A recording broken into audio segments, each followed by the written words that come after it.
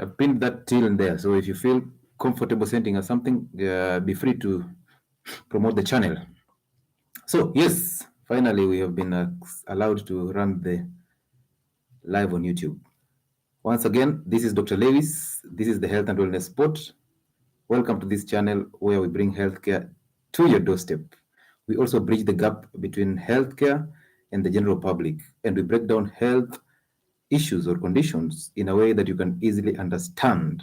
And today, we are going to talk about food allergies and food addiction. So, welcome to those people who are joining in on YouTube.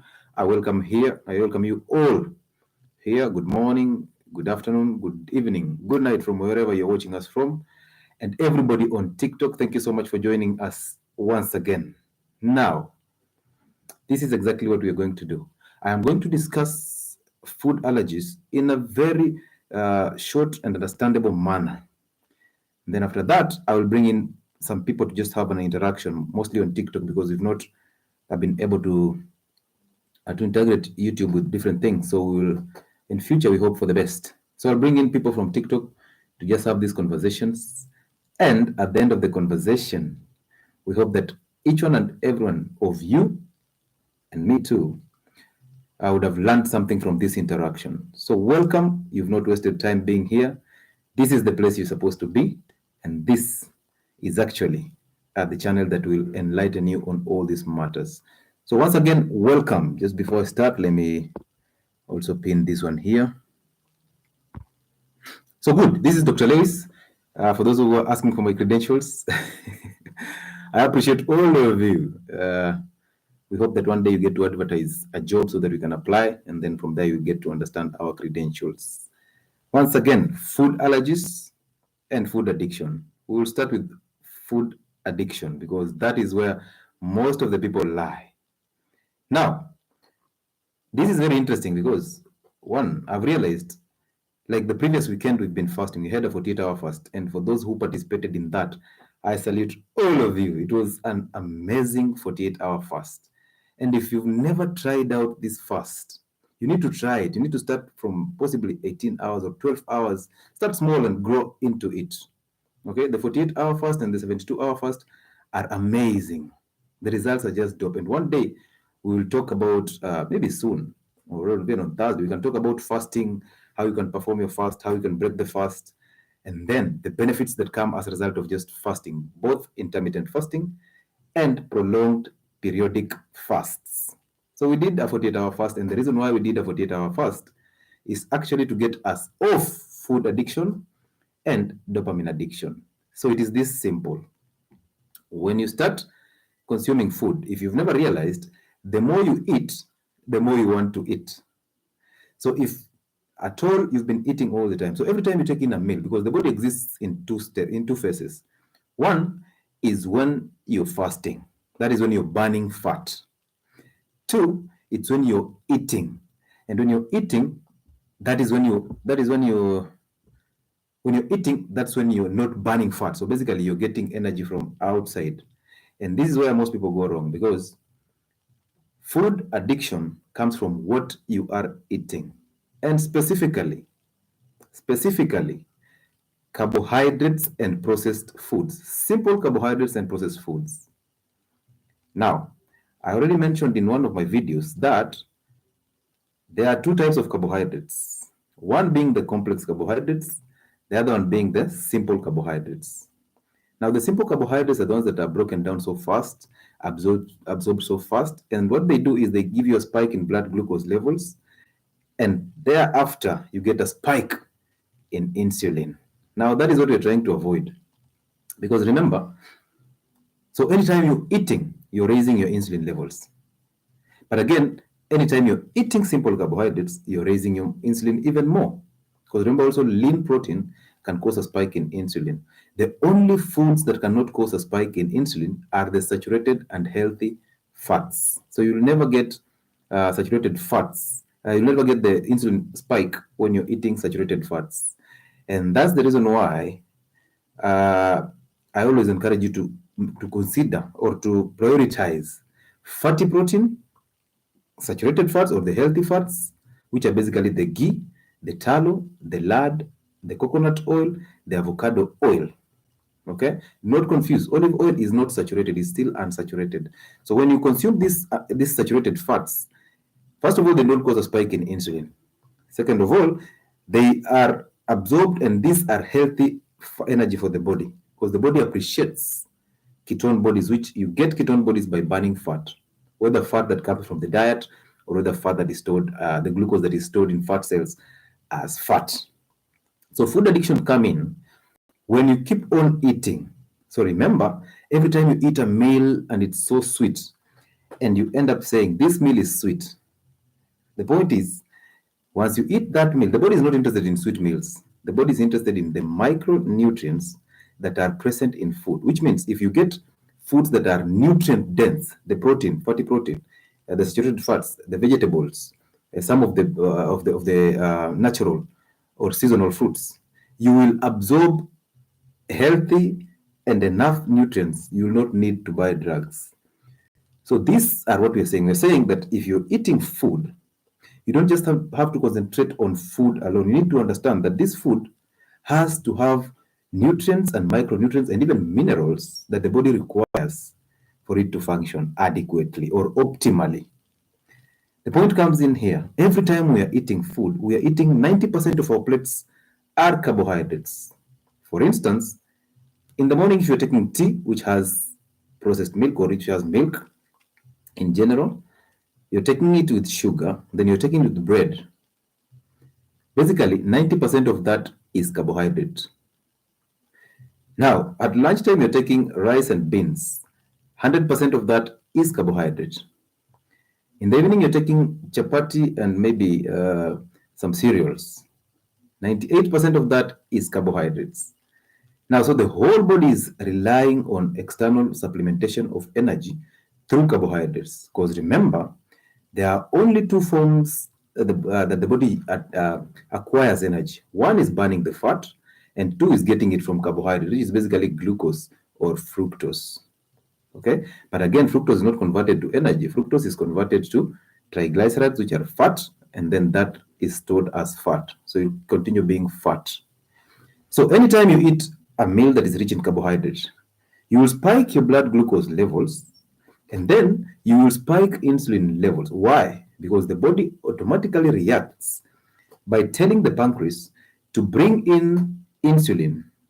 And the function of this insulin is basically to tap this glucose that is in blood and pump it into the cells.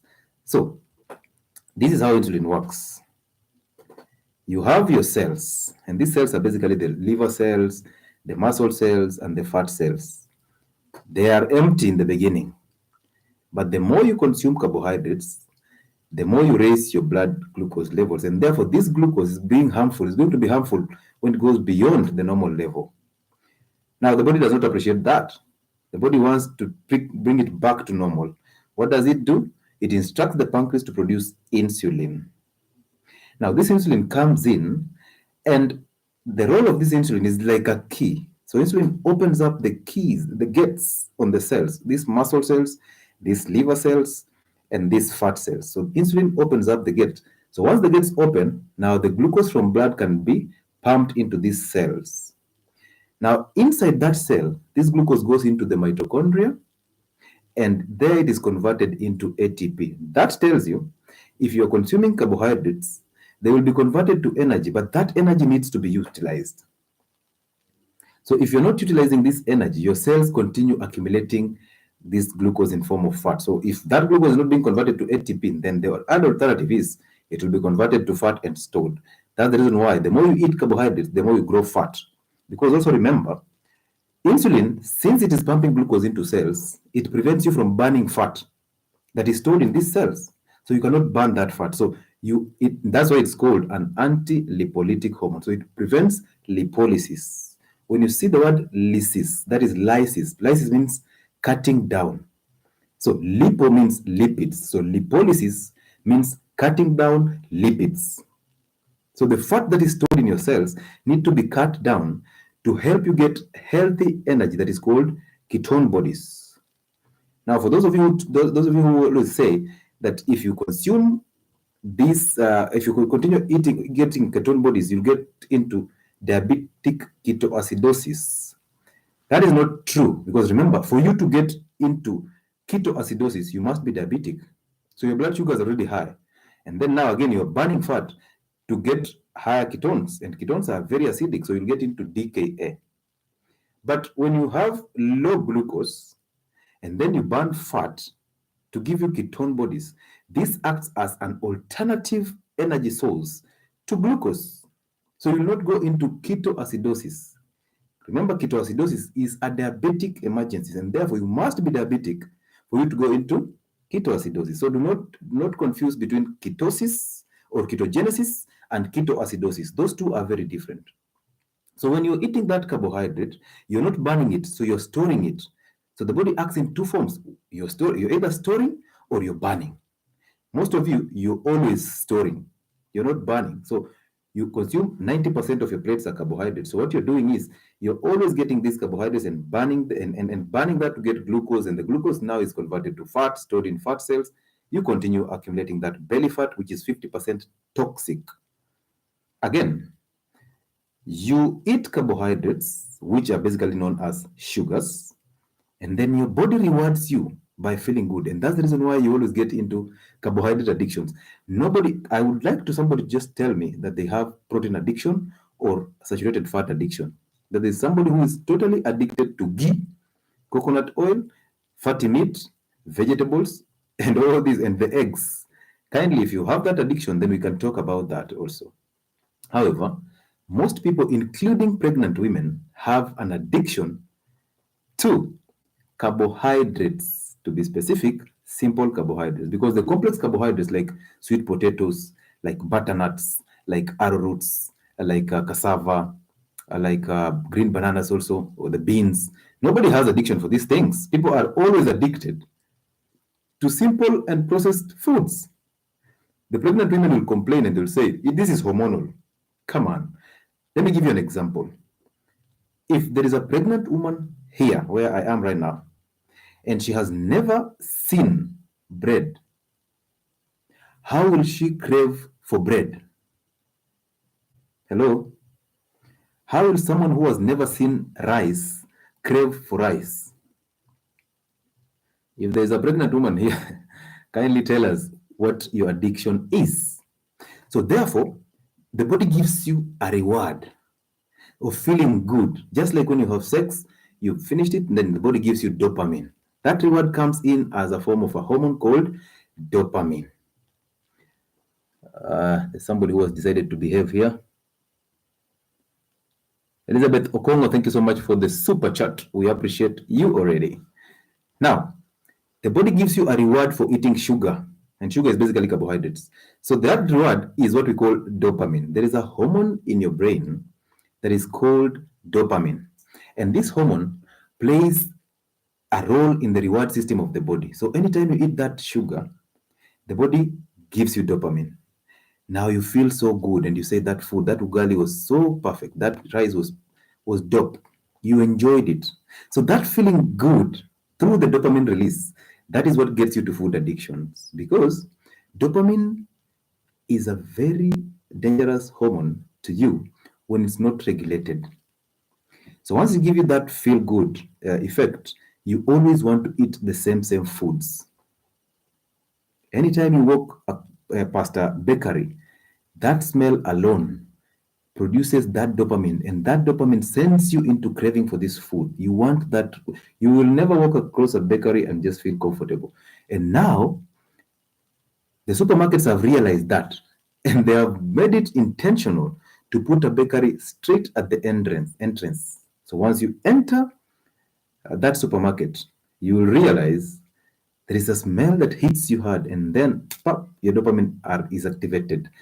Your insulin is also activated. Now you're sent into craving. So two things happen for food addiction. Number one is a spike in insulin.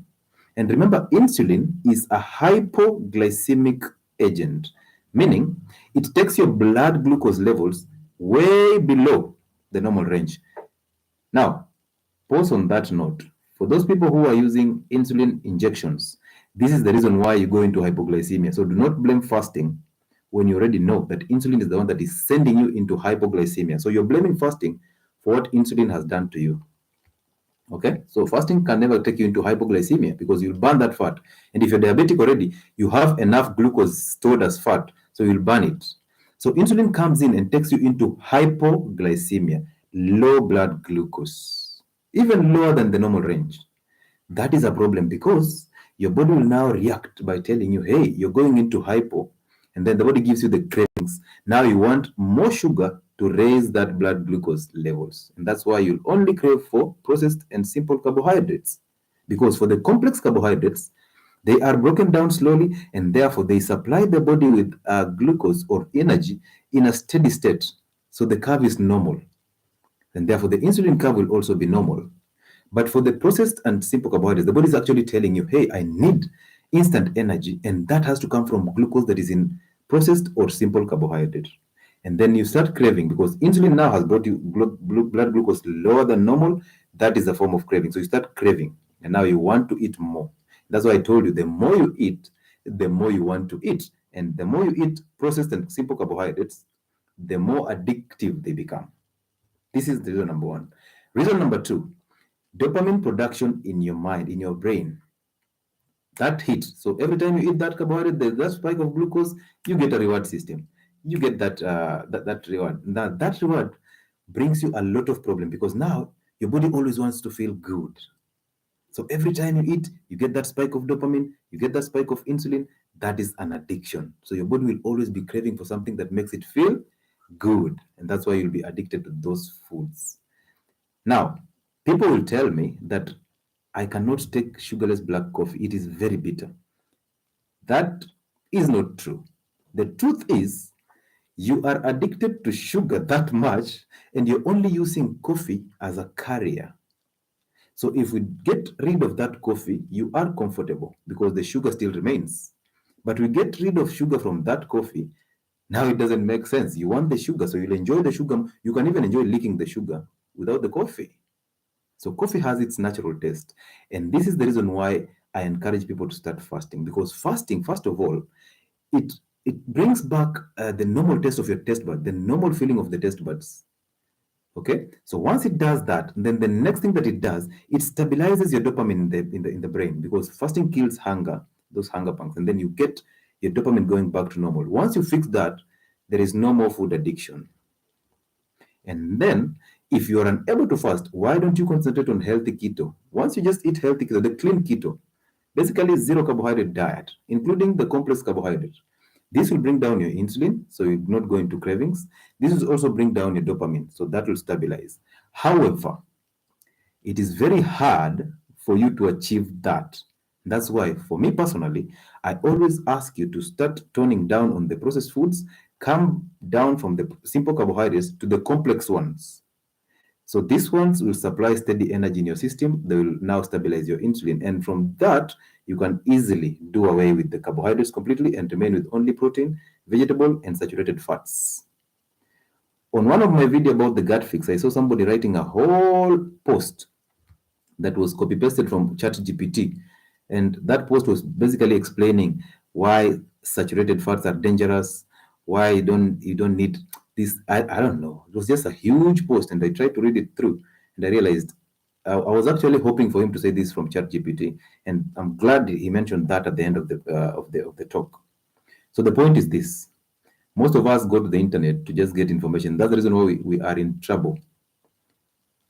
Internet has brought us so much trouble. I realized I went to ChatGPT and tried to search information about masturbation, and it was actually in support of that process. And all of you know my stand about masturbation, pornography, and also the bariatric surgeries, the weight loss surgeries. So all of you know my stand already.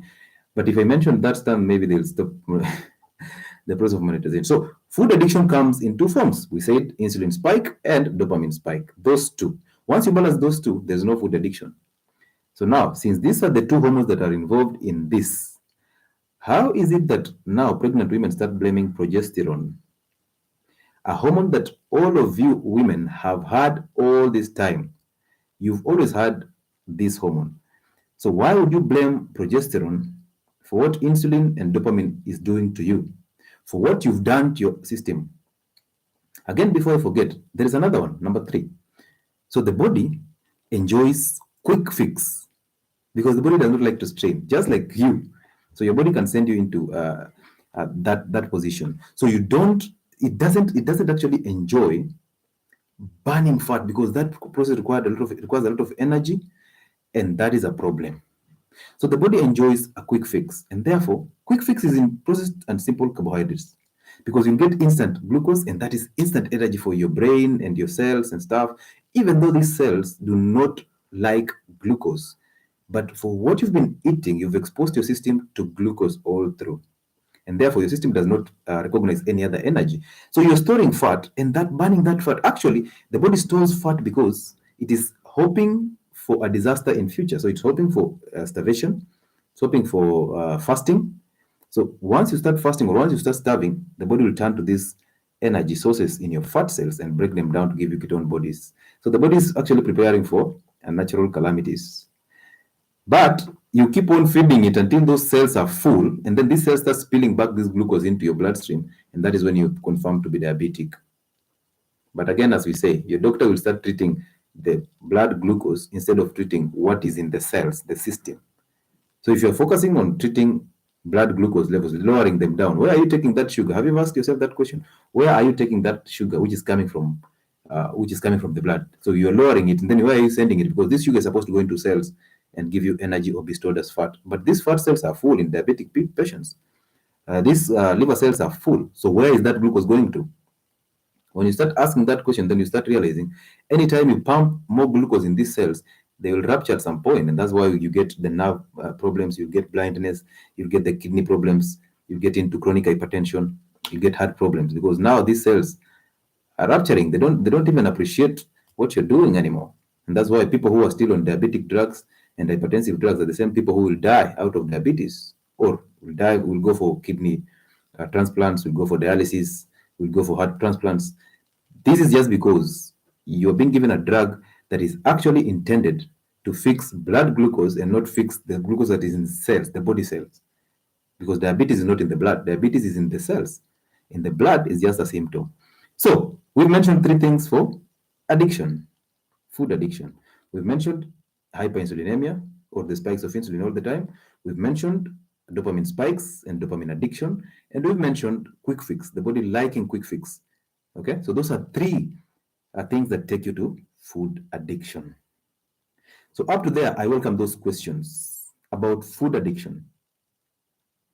Okay, so I'll welcome some few questions here about food addiction before I go to food allergies.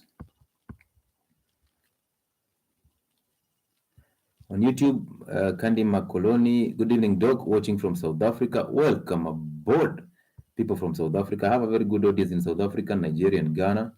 And as usual, my people from Kenya. You're so amazing. And by the way, we welcome a lot of positive vibes that are always on YouTube. You people are just amazing. Is oleo fat good for the body? Let me tell you, most of these fats that you talk about, the oleo fat, the palm oil, all this, you'll realize if you want to know if your fat is healthy, just Google the name. You'll see if just Google is oleo fat saturated or unsaturated. Once you see it is unsaturated, just understand it's very unstable, drop it. So the healthiest fat, apart from the animal fats, the ghee, the tallow, the lard, the sweat, you will prefer coconut oil and avocado oil. Those are the healthiest fat. If you have to use olive oil, extra virgin olive oil, then do not use it for deep frying or deep cooking. Use it for shallow frying, or you can use it to top dress because it's still mono unsaturated, so it has one double bond. And that is a problem because that brings in a problem during oxidation. Hello, Doc. I've been allergic to meat for almost 20 years. What might be the problem? I'm going to talk, barista. I'm going to talk about meat allergies and protein allergies in quotes. Watching from Namibia, Thomas Hailaula. Welcome from Namibia. We appreciate you being here. After saying without carbs for 3 weeks, just a minute. After staying without carbs for 3 weeks, yesterday I had a bite of cake and I felt so guilty. I've not forgiven myself until now. I felt like I ate poison. So let me tell you this for free. Anytime you stop eating, specifically the wheat products and the processed foods, the next time you eat them, the body will punish you. You'll get that skin rash. You'll get some get severe headaches and stuff. The body will punish you because you've actually gone against the reality. So body punishes you severely. How does hypoglycemia in DM patients take place? In diabetic patients, hypoglycemia happens this way. You are on drugs for diabetes, which, for example, a drug like glibenclamide, most of you call it no gluc in Kenya. Okay, some companies also have that as a trade name, but it's called glibenclamide. That is the generic name. It's part of the sulfonylureas. So if you're taking drugs that are in that group that is called sulfonylureas, you will have a problem because these drugs take you into hypoglycemia. Now, hypoglycemia means they take you into low blood glucose levels. But the point is, they are not actually solving what is in the cells. They are solving what is in the blood. So once you go into that low blood glucose levels, now you start craving, and that's the time they tell you you should take soda, you should lick, you should take sweets, you should lick glucose. But that's wrong because a person who is diabetic is already having problems with high body cells, glucose in body cells. So if you tell them to lick sugar, what are you saying? Because this sugar will again be pumped into these cells, so it will make it even worse. So let me tell you, most diabetics will blame fasting because it causes them hypoglycemia. They will want to faint and stuff. That is not true. You just know you're blaming something that is not what is causing the problem. What is causing the problem is the hypoglycemic agents. If you're on insulin therapy, the reason why they tell you to eat before you inject insulin is because they want your blood glucose to go up and then you inject to bring it down. So that when you bring it down, it doesn't go so low and you get into problems of hypoglycemia. So these drugs are just treating the symptoms. Your take on cooking with ghee, butter. Enjoy animal fat. Enjoy butter in plenty. Enjoy ghee in plenty. Do not be scared about that because animal fats will never cause you anything. They are actually healthy fats. And also remember, animal fats or saturated fats are the ones that are responsible for absorption of fat-soluble vitamins. Vitamin A, vitamin D, vitamin E, vitamin K, a DEC or DECA. Those are the vitamins that are actually supposed to be absorbed in presence of these saturated fats.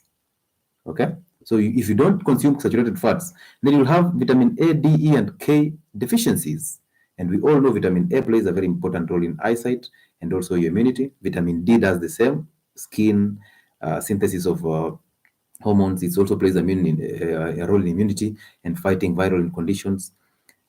And also the bones. So if you don't have vitamin D, that's a problem. Now again, vitamin E is the natural detoxifier. So it detoxifies all those bad toxins and chemicals in the liver. So the liver uses that vitamin E to detoxify the body. So if you don't have vitamin E, you're getting into problems. Now vitamin K plays a role in blood clotting and stuff, and formation of those proteins that are involved in blood clotting. So if you don't consume foods that are rich in these vitamins, and consuming the foods that are rich in these vitamins is not the same as absorbing them, because you can consume those foods, but you don't absorb them because you do not have the appropriate mechanisms to absorb them. Thank you so much, Osike, for the super chat. Osike is feeling very generous on YouTube. We appreciate that. So I was saying, you need saturated fats to absorb fat-soluble vitamins. Okay?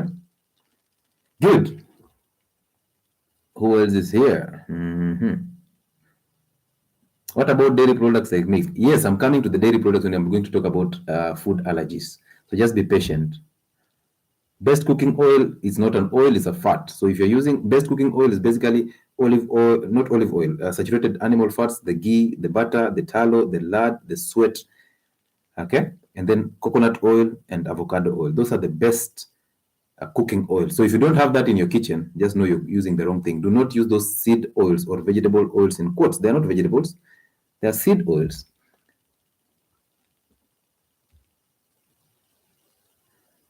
Good. Is cassava safe for consumption? Yes, it is, but do not overdo it because cassava has a lot of cyanide. Cyanide is basically a poison. Okay? And also cassava can inhibit absorption of iodine. and you need iodine for your thyroid function. And remember, the thyroid, one day we'll talk about problems with thyroid. So the thyroid plays several roles in basically all the 8 organ systems in your body. So if you have a failing thyroid, and those people who lose weight until you reach a plateau phase, you need to check your adrenals. You also need to check your thyroid function, because once the thyroid is affected, you will not burn fat, you will not metabolize your fat. So you need to check if you've lost weight and you reach a point where you've stagnated for quite some time and yet you're doing a healthy keto, or you're fasting also, then you need to check your thyroid function, and you also need to check your adrenals. Okay, so that will tell you where the problem is. Yeah. Hello, doctor. Thank you for the good job you're doing. I have a question. Can a person with kidney problem and is going through dialysis reverse that problem through diets? When you reach at the dialysis stage, that is basically what we call end stage renal failure. So it's end stage. That is stage 5 of kidney problems. So stage 4 and stage 5, those, yes, you can reverse it. However, that is the end stage. That is where you need dialysis. That's where you need the transplant. So that is a very late stage. But there's always hope in these things. But at that moment in time, we restrict literally all foods, including water. We tell you to regulate the fluids and stuff, all that. So at 4 and 5, that you need to see a nephrologist to help you recover. But you need to drop sugar in all forms in your diet to begin with. Okay, so at stage 4 and 5, that needs a nephrologist. But from stage 3, because 3 is divided into 3A and 3B, then we have 2 and 1. Those ones, actually stage 1 and 2, there is nothing. You're supposed to eat every food. The only thing that you're supposed to ignore is the carbohydrates and the sugars. Your kidneys will rejuvenate. Then you start fasting. And then you use your salt. Enjoy your coffee. Enjoy your red meat. Enjoy your saturated fats. Do not be lied to. But when you reach to stage 3B, now you start being cautious, because at that moment in time, you're headed for dialysis, and that is a problem. Thank you for that question. Evans Mutedia. What are good foods for H. pylori? This one is a crazy one. Francis, there's a whole video on H. pylori. You can check it on my YouTube. Can one substitute prenatal vitamins with any foods? Let me tell you, first of all, I'll also talk about prenatal. Actually, I need to put that into consideration. So let me tell you this. Those foods that you give these women, those supplements and those folic acid tablets and stuff and all these nutrients, they are not helpful. The body does not know how to assimilate this. The body knows how to assimilate things that are whole and natural. The body does not know how to assimilate processed and synthetic products. So if you're giving a woman, let's say like a pregnant woman, you give them folic acid, you're wasting time. Why don't you encourage them to eat the liver, the sardines, omena, seafoods, the fish, fatty meals? Okay, why don't you encourage them to eat that, and vegetables? Why would you go for the drugs instead of this? Because drugs are not fixing anything. They are not absorbable. They are also not assimilated in the system. Okay, good. Pickles, we've talked about pickles before. So talk about, no, come on, focus on the topic. How about olive oil extra virgin? I already said olive oil is monounsaturated, and therefore you are not supposed to use it for deep frying. It will oxidize. And you guys, you need to be very keen. When you see about anything that is stored in an amber-colored bottle, it means it can oxidize. No light, no oxygen, no high heat. It can easily oxidize. Okay? So be very keen with what you do with these things. Just observe and read the labels. So now, if I fast for more than 24 hours, let me see this. If I fast for more than 24 hours, the sugar goes below 2.8. Listen, that's a lie. But again, like yesterday, we broke our fast. I broke our fast at around 56 hours, and my sugars were at 3.7. Trust me, most of you, when you go to take that blood sugar test and you are way below, they will advise you to take glucose or to take soda or eat something, a snack maybe. Listen, these people will definitely lead you into an early grave. There is no problem with having low blood glucose levels. The only problem arises when you start getting the symptoms, the confusion, the dizziness. Okay, when you start getting that, and the sweating, profuse sweating and palpitations, when you start getting that, now that is the point you need to address it. But most people are in low blood glucose, but they don't. Actually, most people who are on OMAD, their blood glucose levels are always low, but they don't suffer any symptoms. So how is it possible that now, when you start fasting, you start getting these low blood glucose levels, and then that's a problem. It's not a problem. The body will react by burning fat to give you glucose. Remember, there is something called gluconeogenesis. Gluconeogenesis is basically breaking down other food or macromolecules like protein and fat to give you glucose, because fat can be broken down to glycerol and then give you glucose. Also, protein can be broken down through proteolysis to give you glucose. So it's not right to tell me that when you fast, you'll go into hypoglycemia, yet you have protein in your body, in your muscles. You also have fat in your system, in the fat cells that can be broken down to give you healthy energy. Remember, at 24 hours and beyond, you have exhausted your glycogen stores in the liver and the muscles. So now you're turning to ketogenesis or ketosis. Good. So let's continue to the food allergies. So I hope everybody has understood the addictions and where they're coming from. So stop blaming progesterone, stop blaming it is you who has been consuming all these foods. And by the way, pregnancy just exposes women. If you've been consuming bad foods and now the nature is judging you, tells you, hey, you have somebody who you're carrying here and requires nutrient-dense food. So always prefer nutrient-dense foods over a balanced diet. A balanced diet is a fallacy. It doesn't exist. Okay, so always prefer nutrient-dense foods. Underline that. Nutrient-dense foods, the healthy proteins, the vegetables, the animal and saturated fats. What else? Yeah, those protein, vegetables, saturated fats, and some nuts. You can do some nuts also to get the essential nutrients. But limit on carbohydrates. And if you limit on carbohydrates, let them be complex carbohydrates. And then soon after you've adapted, you can do away with the carbohydrates completely. So yeah, so let me talk about food allergies. Now I already put up a video again that is talking about how to fix your gut. So listen to this. 90% of the population has been brainwashed to think that the healthiest cooking oils are seed oils.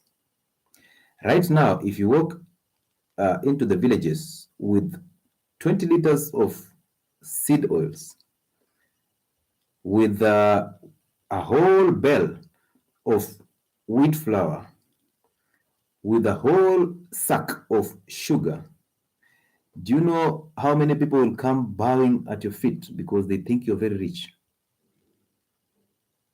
And it's amazing that our parents took us to school, and then when we went to the towns to start working, we are the ones who shop these foods and take them to the villages. We have made those grandparents in our villages to stop using ghee and adapt using seed oils. And then once they start suffering these conditions, we are the ones who are giving out this money to healthcare.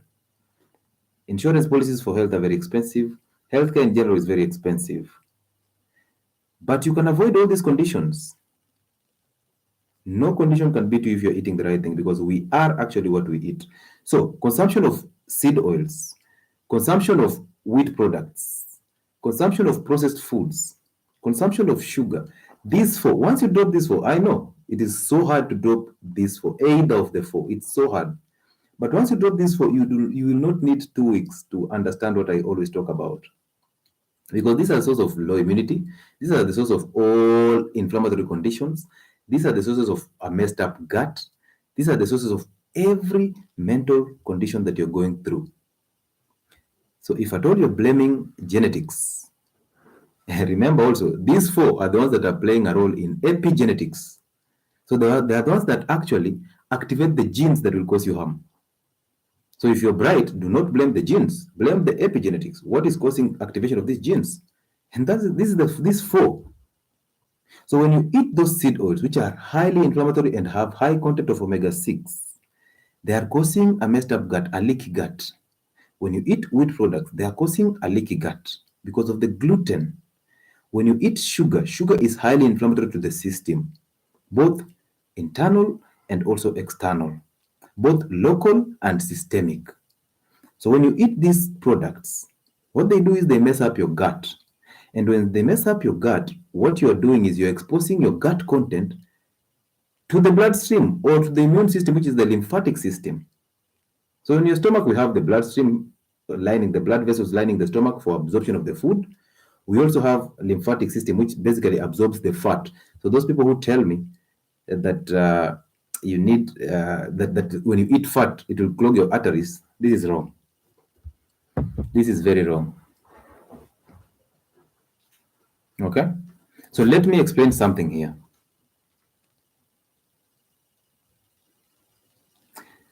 I want to explain to you what we call what the confusion. I want to just clear that confusion that comes when you tell me that anytime I consume fat, I take a glass of hot water to just help me dissolve that fat. This is the most, this is the fallacy. There is no way that we take hot or warm water to dissolve the seed oils that you've just taken through the diet. That is not happening. Actually, remember, this fat is not even broken down in the stomach. It will have to go all the way to the duodenum, in the small intestine, for it to be sequestered, because that's where we join bile and pancreatic juice to get into the duodenum to help you digest the fat. So when you take those seed oils, a food that is rich in oils, and then you take a glass of hot water, and then you start thinking that this hot water will help you dissolve this fat, you're wasting time. Number two, if somebody tells you that the fat that you're eating, or the saturated fats, or even the seed oils, will be absorbed and then start clogging the arteries directly, that is another lie. So I'm going to tell you this for free. On your stomach, there is a network of blood vessels. Okay? And that network of blood vessels, there's also another network of lymphatic vessels. The lymphatic vessels are actually carrying your immune system, the white blood cells. They are also responsible for absorption of fat in the small intestine. And therefore, the fat that you eat in diets does not go into the blood vessels. It goes into the lymphatic system and then is taken direct all the way to the heart. So how will it now start clogging your blood vessels? Yet it's not going in the blood vessels. It's going in the lymphatic system. Okay. Now the saturated fat that you eat will get into the duodenum and then mix the bile salts or the bile juice, and then this bile juice will actually break it down into small pieces that are easy to absorb. Once you break that fatty chains, the larger ones, into smaller absorbable globules, now they go into the lymphatic system and they go into your system. Now these fats, if they are saturated fats, they are very okay.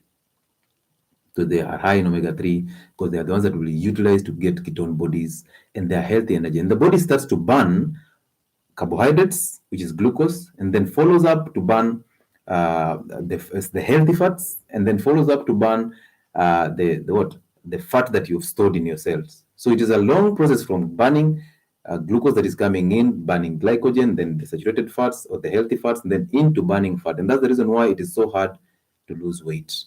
So now that you've cleared that, now that you've understood that this fat will not, even taking a glass of hot water will not fix the fact that you've eaten fats or a fatty meal, now it's time to unlearn. Enjoy your fatty meat, because that fatty meat will go into lymphatic system. That is what you need to consume. So seed oils are highly inflammatory to your gut. So before even they get into the lymphatic system, they will cause you inflammation of the gut. That is what we are trying to avoid when we tell you to fix your gut. So once you start fasting, once you start eating healthy keto, once you start prioritizing the protein, what you're doing is you are actually giving your stomach time to heal and fix that leaky gut. And once you fix that leaky gut, now you can absorb nutrients optimally. That is what we are targeting. Okay? So once you heal your gut, then guess what? Just a minute. So once you heal your gut, all the allergies start to disappear. All the skin problems start to disappear. All the issues with the brain and the nerves start to disappear, because now you're absorbing protein in form of amino acids in their optimal amounts. These amino acids are the ones that will be utilized to synthesize neurotransmitters that help you recover from insomnia, from depression, from anxiety, from Parkinson's, from epilepsy and convulsions, and you start rejuvenating yourself from memory loss. Okay? So you need to fix your gut before anything else. So now, you have messed up a gut and it's become leaky, so it's porous. So every content in your gut will get through this opening up, these lymphatic vessels that are opening up into basically the wall of the gut that is opening up. So the protein will sieve in, and specifically for those who eat egg whites, the yolks don't have a problem. The egg whites will seep in. Once they seep in, they get to encounter the bloodstream and also the lymphatic system, where we have our immune cells. These immune cells don't recognize protein. They don't. So they treat it as though it is a new thing in the system. So what they will do is they'll start fighting back. That fighting back is the reason why you will have that skin eruption. Okay? That skin eruption. Now that skin eruption, now you start blaming the egg. And in real sense, what you've been consuming that caused you a leaky gut is not the egg, is the wheat products, the seed oil, and the sugar. But you don't want to blame that because of the addiction that you have, because the body will always give you a reward for eating those foods. So we don't blame the wheat products, the seed oils, and the rest. We focus on blaming the meat, the eggs, and the milk. So why is that so? Why is that so? So let me also explain another thing. For milk, when you are a child, that's why I say milk is for babies and for calves. So when you're a child, what you're doing is you have an enzyme that's called lactase. And this enzyme breaks down milk so that you can absorb it. Okay? The lactose in milk. But as you grow older, this enzyme degenerates. So older people do not have adequate amounts of lactase enzyme to break down lactose in milk. Now, as you grow older, since it is degenerating, what is happening is you are unable to break down this lactose, which is basically a carbohydrate, in the milk. And when you are unable to break down that lactose, what happens is you'll start experiencing bloating. You'll start passing the gases all the time. You'll get gastritis and those ulcers later on. You'll get a messed up gut, and therefore you'll not have a chance to digest protein adequately.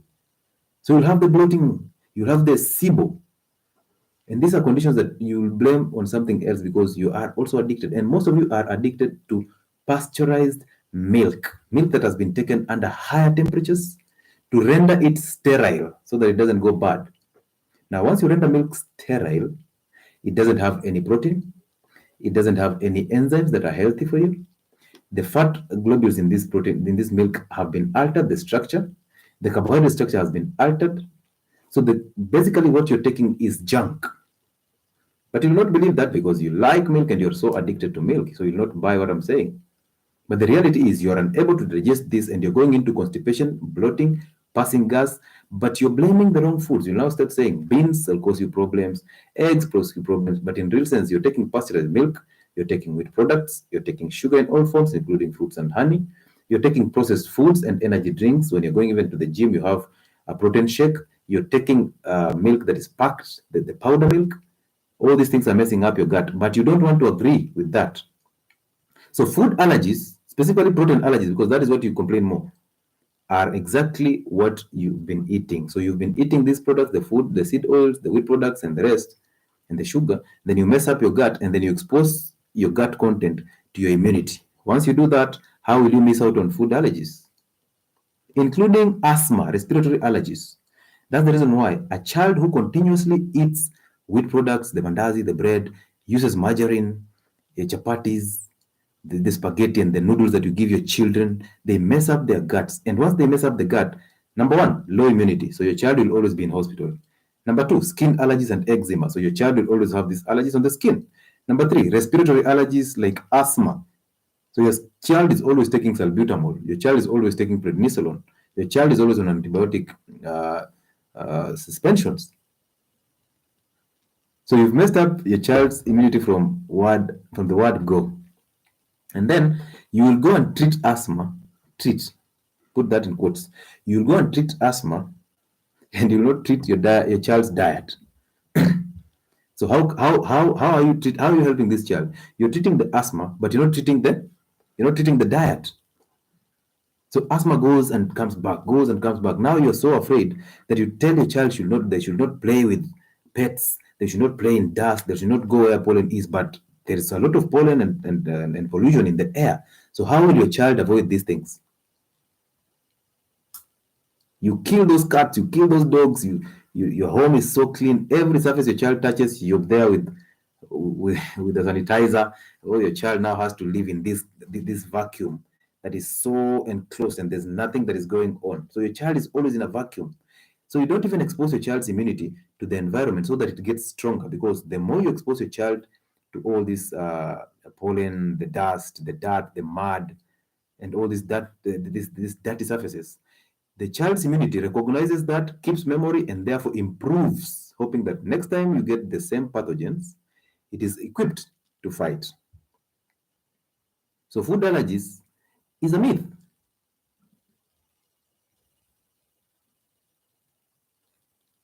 Food addiction is what you've been eating. So who shall we blame? It's us. Once you start taking responsibility, you get to understand what I'm talking about. But the problem is we like blaming other things. Now we'll start blaming genes. Now we'll say God wants us to be this way. So we give God burdens. God is busy handling difficult, complex things. He has given you a will and a choice. And the foods, the natural foods, but you run away from natural foods and go consume the unhealthy foods from the supermarket, and then you want to blame God. When somebody calls you fat, you want to get mad, you want to get emotional about it. But the reality is there's no other way to put it. So the point is, accept the situation that you're in, accept responsibility, and start working on it. Start fixing your gut. Once you start fixing your gut, believe me, every single condition starts to disappear miraculously. And that's the reason why when most people go into fasting, religious fasting, both Christians and Muslims, when you go into religious fasting, you receive healing. Now, when you receive healing, you will say, hallelujah, God has done it for me. I am not disputing the spiritual aspect of fasting. I'm just saying that fasting has both spiritual aspect and also has benefits, health benefits, which is basically physically. And when people are fasting, when I encourage people to fast, and when we are going through a fast, I always tell people, this is the time to feed your soul. So you need to read a book, you need to read that. If you have that Quran, read it. If you have that Bible, read it. That is the time when your brain, your nerves are rejuvenating because of you've rejuvenated the BDNF, the brain-derived neurotropic factor. This is a protein that actually stimulates your brain and you start understanding things well. So read at that moment in time, walk barefoot, sleep on the floor once in a while, feed the soul with healthy energy, avoid negative energy. Everybody who is talking bad to you, tell them, hey, come on, I'm fasting. And by the way, fasting fixes your gut, fixes your mind, fixes your soul, and above all, fixes your emotions. People who are on my Telegram know when we are fasting, even those people who I'm trying to help lose weight in that WhatsApp group, they know when we are fasting, most people are very silent because now the thoughts are focused. You're wondering what time, apart from those who always look at the time and hoping that the fast ends sooner, you're always fixed in the sleep improves, your gut function improves, even though you not go for those calls, those long calls all the time, because now your body is absorbing nutrients adequately. You fix your gut, you fix your mind, you fix your spirit, your soul becomes clean. Now, at that moment in time, you're spitting positive vibes and affirmations to yourself. The first immunity starts by fixing the mind. Once you fix the mind, you can easily fix the gut. So food allergies, food addictions is all in your mind. Hunger is a mindset. I always say that. Hunger is not an empty stomach. Hunger is a mindset. I appreciate you guys for all that support. That is so amazing. Thank you so much for those guys who are also showing us love by liking our content already in this live. We appreciate you for also those who are sharing. It's not a joke. Thank you so much for guys on YouTube. It's amazing to always have you here. And trust me, I am here to give this information for free. This is so amazing from Ruben. Ruben is feeling very, and Junior. Wow. Thank you so much. So unless there's a question about that topic, we can proceed to something else and invite in people to just have a conversation and see where we get to. Okay. How much do you charge for consultation and your official WhatsApp contacts? I am charging 1,500 for any consultation from the 1st of September. I have been dishing out this information for free for the last 2 years on Facebook, on Instagram, on Telegram. And my Telegram is a mini library. My YouTube is also a mini library. Don't thank you. It's a mini library. So if you just take your time to watch my YouTube videos and go through my Telegram, and utilize the search button, you will learn literally a lot of information is there. And it's been for free for the last 2 years. So we agreed that from the 1st of September, we will charge not consultation. I wouldn't call it consultation. We will charge for the interaction and the time that we give you. So most of you who know, who have handled even for free, I've never charged consultation fee from anyone. People send me money because they appreciate what I've done and they have tried it and it has worked for them. Actually, most people that I get money from are not people that have interacted with them directly. They are people who tried my ways and then they got better and then boom.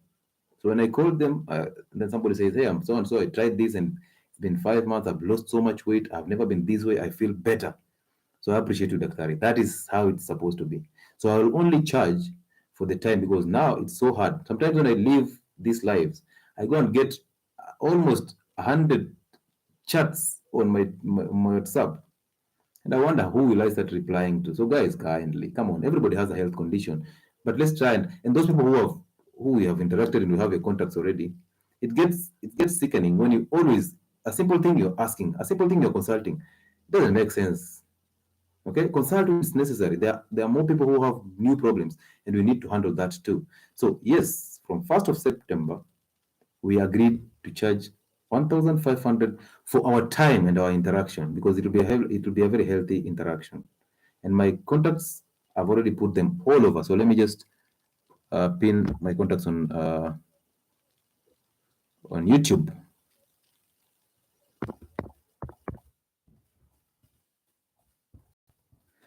So that is my contact. People who are on YouTube, that's my WhatsApp contact. So do not call me because it will not go through. I've pinned it there. So it will not go through. Text on WhatsApp before the contact goes through. I have to save your contact because of course we have to limit the traffic also. Because now everybody is consulting. And everybody tells me, "Hey, Daktari, I love your content and blah blah blah, but I have a problem." So that is the new trend. You love my content, then I'm expecting, of course, you'll ask something. So I love your content. I appreciate everything that you do. But Daktari, I have a problem. Then now I have to attend to you. Yet we are doing that for free. That's also a mess. Come on, guys. So that's my contact. You can use it. I'll also pin here those people who are interested in a super chat. So my till number, I'm pinning it on YouTube. That's our till number for you in case you want to support our channel. 528 1291.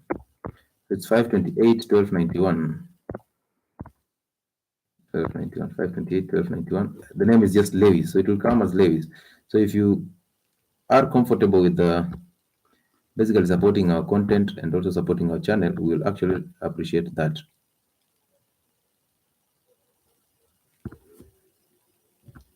So again, I saw somebody sending us a super chat. So let me just shout out to those people who have sent us a super chat. We appreciate Miriam Jerry. Thank you so much for your support. We also appreciate who else? Twaha Kavuchi. Thank you so much for that super chat. Twaha, my guy. Thank you so much, bro. And those guys, let me see. There's one more. Thank you so much, Jen Wambugu, for your super chat. Thank you so much for supporting our content, our channel. We appreciate you so much. Again, if you missed out on that support, you can do it on the till number. I'm posting it here. So again, thank you for being part of us. I want to welcome some people here. We have conversation. We need to have a conversation. Those people who are on TikTok, it's only fair that you're here. You're getting this information for free. You can like our live. You can also share gifts with us so that it's a form of monetizing this content. It's a form of also helping us grow. And if you're on TikTok, our YouTube channel is the same name, Health and Wellness Sport. Please be there, subscribe to that channel. It's a mini library. And actually, I thank you so much for the support that you're showing us already. I think we're at 15,400 people. That is so amazing. We never saw it coming to this end. TikTok, we are all over 100,000. Facebook, we are at 35,000 people. We appreciate it. That tells us that whatever we are doing is beneficial to you. So I will welcome questions. Is using an ab wheel. Okay. When you're trying to get that ab, remember, gentlemen, the abs, one, you must go below 15% body fat. So that means you have to fix the kitchen. And then we have muscles that are running uh, longitudinally and vertically. Those are the muscles that form that network that forms the abs. So you need to lose that fat, that belly fat, for you to start getting abs. If you're using an ab wheel, the one that they call rollers or stuff, you might end up hurting your spine, because if you don't do it with the right technique, you'll end up hurting your spine. The easiest way to get abs is one, through the kitchen, and number two, compound exercises, the squats, the deadlifts, the Medova rows, the overhead shoulder press. These are the easiest way to compact your core and start getting those abs. But you can never get that ab if you still have a body fat that is still up. So you need to lower that body fat. Moses, the body fat has to come below 12, below 15. If you go to 12, the better. So the abs will start showing up. Okay, hello, Doug. Keep the good work up. Thank you so much. It's on YouTube. I appreciate that. God bless you, Daktari, and your team. I appreciate that. We also hope that God blesses you and God opens up your eyes to healthy diets so that you don't get in this trouble. Thank you so much, Shanice Mumi. Shanice Mumi for the super chat. So let me bring in some people on TikTok so that you can just hear the interaction. So I'll start with Dr. Yonat, then Shamiz, and then Saramingi.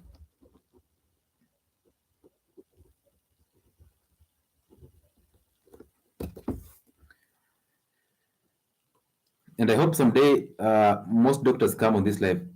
Please, you can tag your doctor on this live. So when you tag your doctor on this live, we get to interact with them. We get to know where there are loopholes in the health system. And actually, soon we'll be doing those podcasts, those health podcasts. That is the way to go. We want to bring in as many people as possible, as many healthcare providers as possible, so that you get to understand where the loopholes are, so that you can fix it easily. And also, we get to learn from them, because some of them are experts and they're doing a good job. Okay? Not every doctor is rogue. But the problem is most of them are rogue. Brown ugali. I'm not against brown ugali, because it's also a complex carbohydrate. However, carbohydrates is just carbohydrates. It doesn't matter if they are brown or white or yellow. Dr. Yonat, kindly fix your internet and come back.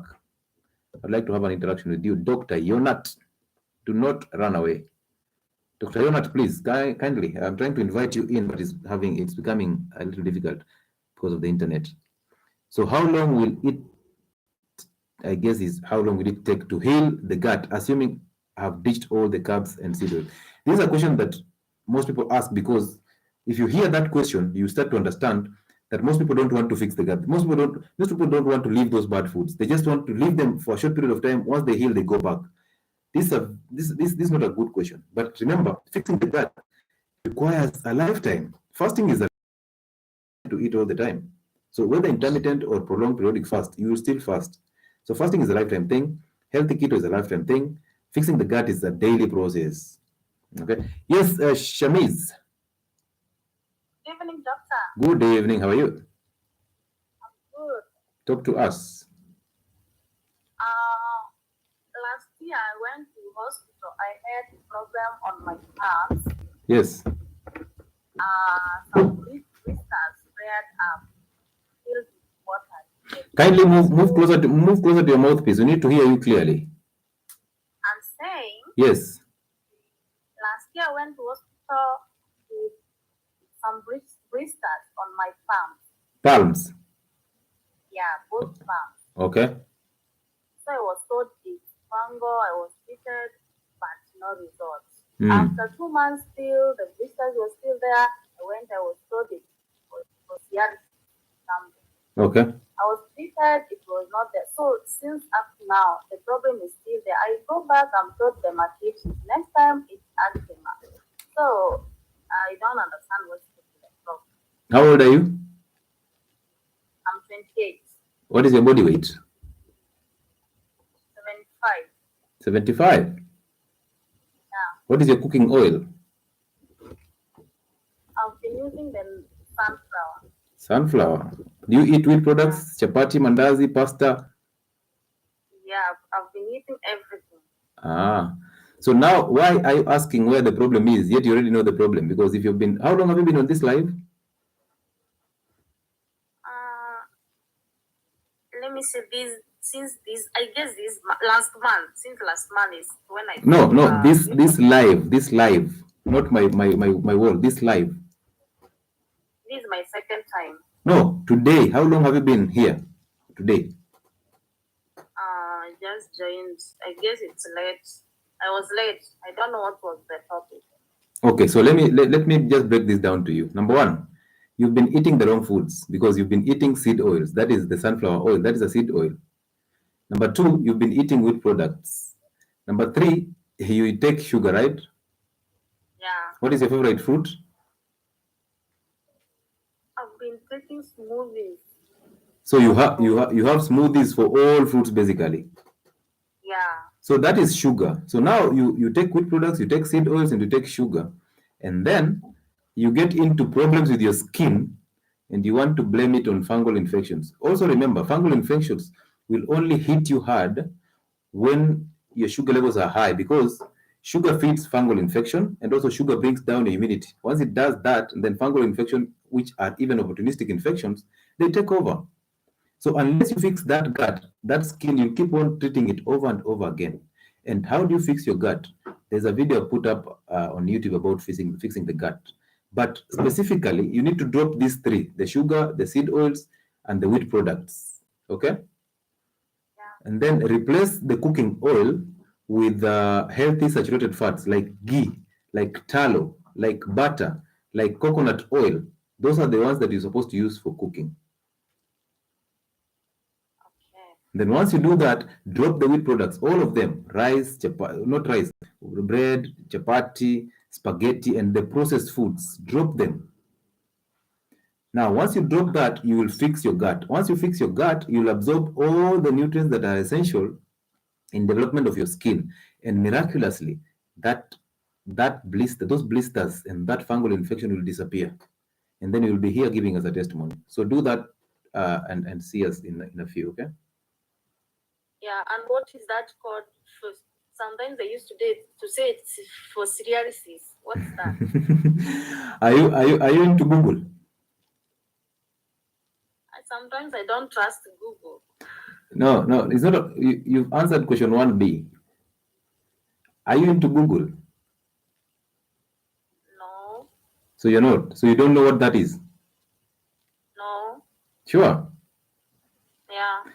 So for me, as a mediator between the healthcare and the general public who have never been in a medical class, I want you to understand this. Yeah. First of all, the reason why we tell you the medical names and the scientific names is because we want to scare you. Yeah. So don't be confused with all these medical terms and stuff. What you need to focus on is you need to focus on getting better. That is what you need. You do not need me to tell you that we are defining, I don't know, pseudomonas, whatever, we are defining this condition. No, that is not the way to go, because remember that the syllabus is also there to just scare you, brainwash a few individuals, and then these individuals will brainwash the whole masses. So don't buy the fear. Do what you need to do. And what you need to do is three things. One, concentrate on what is important, what is immediate, and what is true. And what these three entail is basically you need to fix that gut. Once you fix that gut, everything else, these conditions will disappear. You will not even think about that name ever.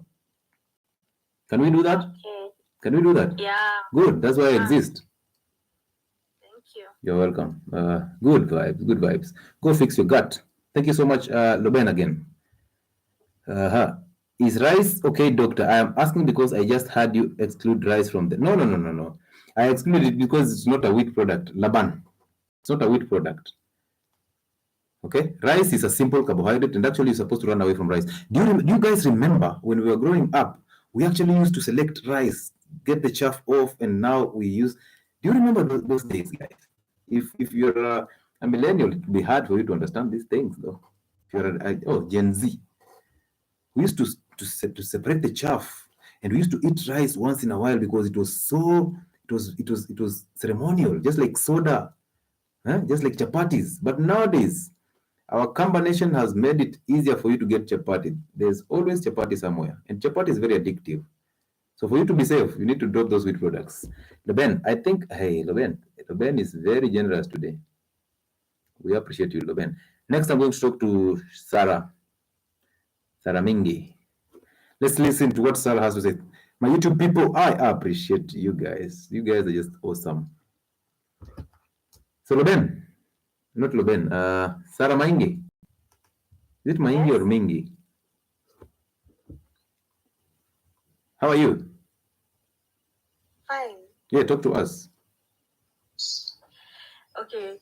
My issue is that I don't have appetite at all. I don't feel hungry. What is your age?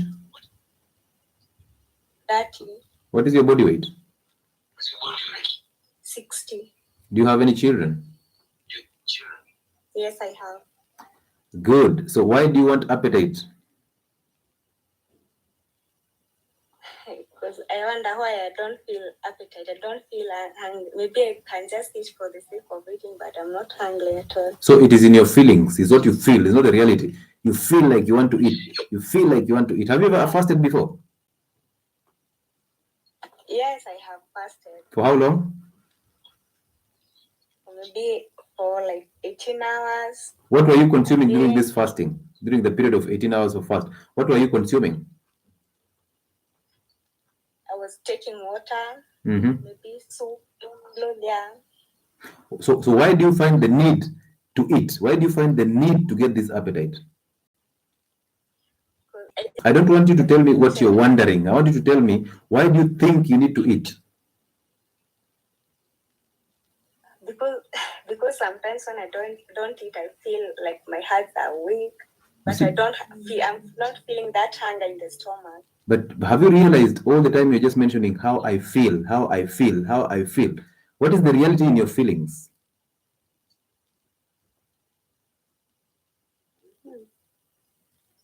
It's just that my stomach is always full. And your body is actually telling you stop eating. Why do you want to eat when your stomach is full?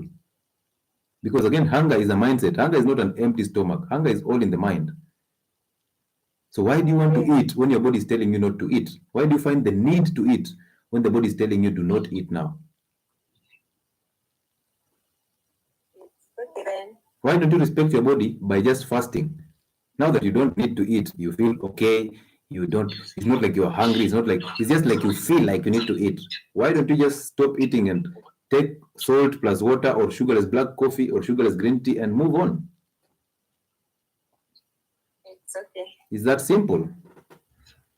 Yeah. Dude, we appreciate you for coming over. We appreciate you for coming over. So, guys, when you talk about how you feel, you see, feelings are feelings are crazy. Feeling is not reality. Just you being in another world. And human beings are very interesting. They think about their thoughts. That's why I tell you, worry about what is important, immediate, and true. Once you do that, and then you are good to go. Let me talk about talk to what is that name?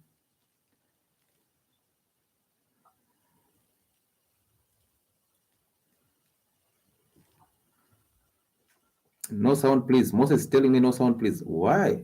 Is it that they're not loud or something? Israel is okay, doctor. Can okay, let's we answered that already. What do you mean by no sound? People on YouTube, there's no sound. If there's sound, please just wave. Yes, Amofit Wellness. Amofit.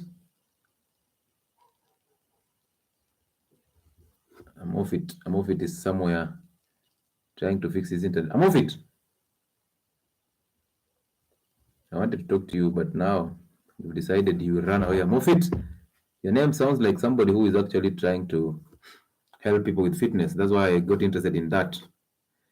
Tuko sawa huku. Yes, there's sound. I don't know why, Moses, your sound is having a problem. I don't know why. The whole nation is listening to the health and wellness spot. And for the first time, people are getting this information. I every time I go to the internet, I see people fasting. I see people embracing healthy keto. And I feel so good. Every time there's something that is changing, somebody's life is changed somewhere. We feel so positive about it. We don't feel as though we've lost a customer because our intention. Jax the Bantu, you've done us great. Thank you. So, Melly.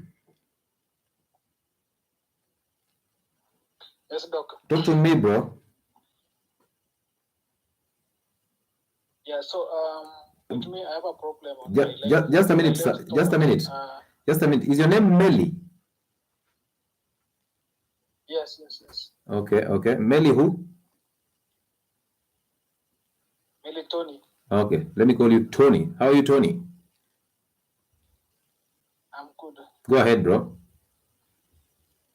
Yeah, so I have a problem on my left part of my stomach. I have a pain that when I sleep, I feel that pain. I don't know what is the problem. We also don't know what that problem is because we have not done any physical examination. And it's very difficult for you to consult and do a physical examination online. So you need a physical examination, you need multiple tests for you to ascertain what the problem is. So again, I'm just Okay, I'm just a doctor, okay? So don't assume I can prophesy what you're going through. The best thing you can do is walk into a hospital and request the doctor to just basically do a physical examination, and then from there they will advise you appropriately, okay? okay, Yeah, because the reality is, even if I start telling you you have a problem with this and this, I'll be speculating, and that makes no sense at all. So the best part is you just walk into a hospital and then explain that symptom, and then once you do that, they will recommend some maybe liver function tests and stuff, and then but before that, a physical examination has to be done. So once we do that physical examination, okay, it's sure. easy for us to get what you're suffering from. Okay. Okay, thank you. So I had a question. Which kind of fruits do you advise for someone who have acid reflux, as in someone who has an acid reflux in his stomach? First of all, before I advise you on fruits, I would like you to go to my YouTube and check a video that is called Ulcers: How to Fix Ulcers and H. pylori. My YouTube page is Health and Wellness Sport. Okay. Once you check that video, you will understand the basics behind H. pylori, the reflux disease, which is the GERD, and gastritis, and basically stomach ulcers. Once you do that, you will get the basics of how to manage that. However, fruits, we do not eat fruits in this channel apart from avocado, and sometimes we do the lemon. So those are the only fruits that we take, okay? Okay, Yeah, so all other fruits are sugar, and you need to avoid sugar by all means. okay. Thank you. You're welcome, bro. Have a good night. Have a good night, and thank you for passing by, bro. So amazing to have you here. Most of us developed peptic ulcers in high school because our school only provided complex carbohydrates, thinking it was a balanced diet. Githeri is the root cause of gastric conditions. It's not the root cause, but it plays a part in that. And then this githeri was cooked in seed oils. And then you people used to consume a lot of mandazis in high school. I did too. And then there's a lot of bread in high school. There's a lot of all these things. And your parents, actually, the root cause of gastritis is your parents.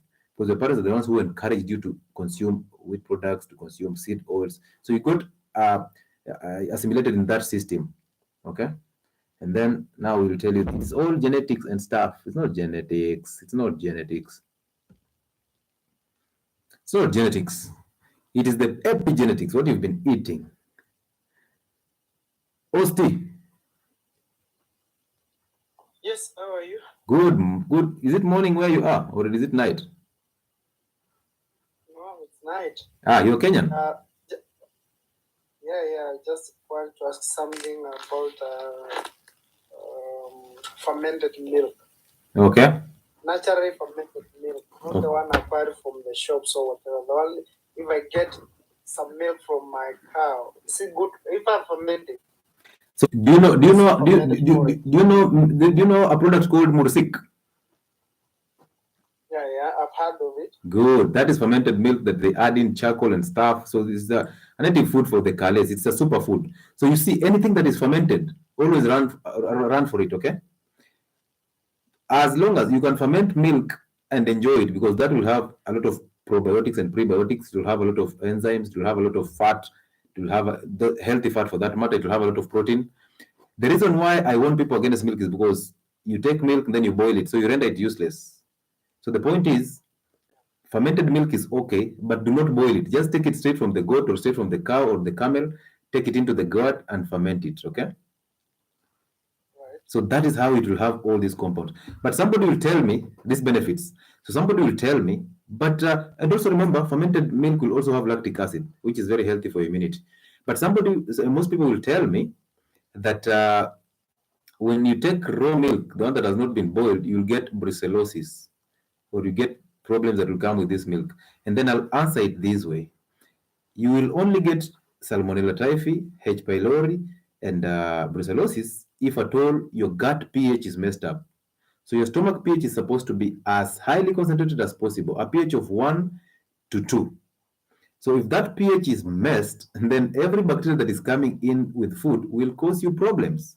So the point is that HCl in your stomach was designed to be strongly acidic, a lower pH, so that it helps you kill the microbes that are coming in with food. But since the brucellosis and the typhoid and all these conditions that are coming, the H. pylori, the bacteria that are coming in with food, they get your stomach environment conducive for their survival. Now they start being problematic to you. So you cannot blame the bacteria for just trying to survive, yet your immunity is the one that is problematic. So for you to avoid these conditions, you need to fix your gut, concentrate your stomach acid through fasting and healthy keto, and also consuming salt. Then once you do that, you can enjoy all these foods in plenty. Eggs have also been blamed for causing typhoid. So of course, people try to just shift the story and shift the debate towards what will suit them. So enjoy your milk, enjoy your fermented milk, but make sure do not boil it. So the on the same,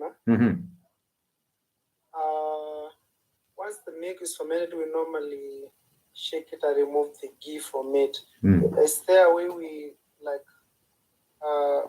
we have changed the quality of the milk by taking the ghee from it? No, you have not, because you've actually extracted that ghee that you use as healthy fat. So the only thing you've taken out of that milk is the ghee.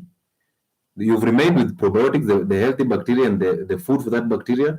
You remained with lactic acid. You remained with a lot of protein. You've also remained with a lot of carbohydrate, which is the structure is intact. So you still have the superfood.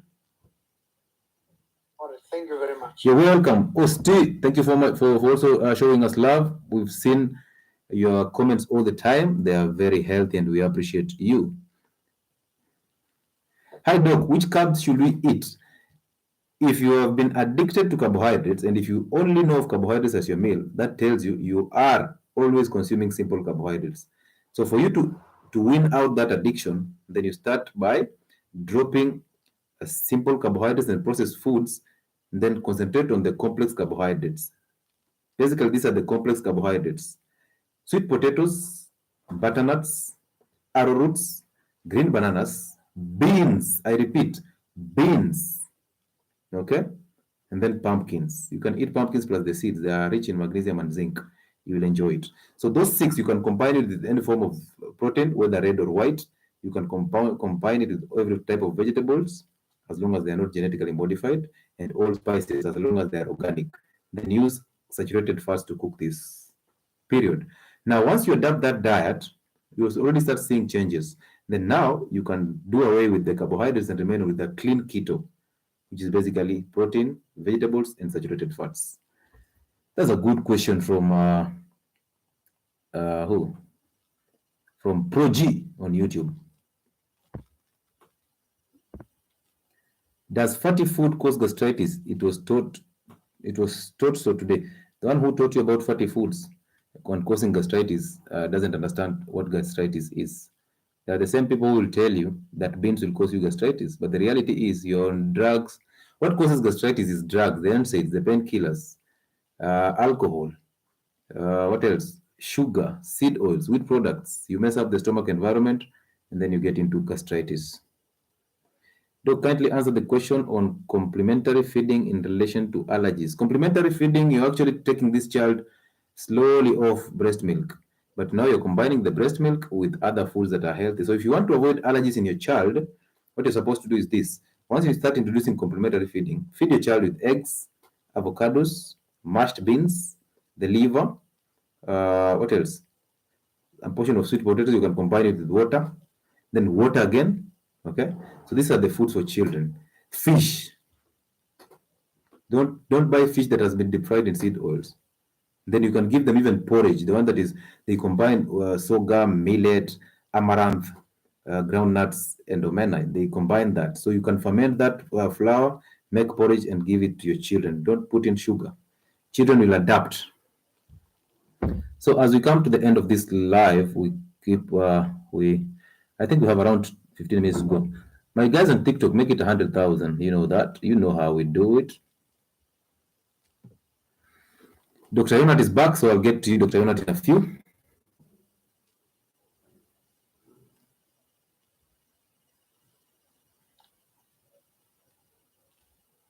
Elisa, Hi, how are you?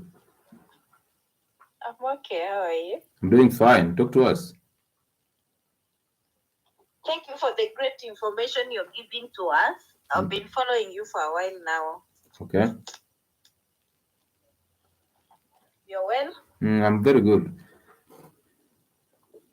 Okay, me, I was just wanted to ask about what is happening to me right now. I think it's about the meal I ate, the beans and the matoke.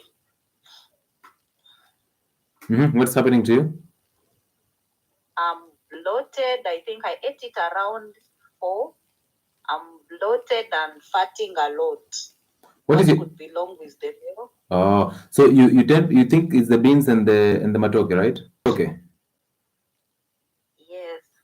Do you just realize you ate all carbohydrates, or you still believe beans are protein? Someone just told me now. You still. I thought beans are protein.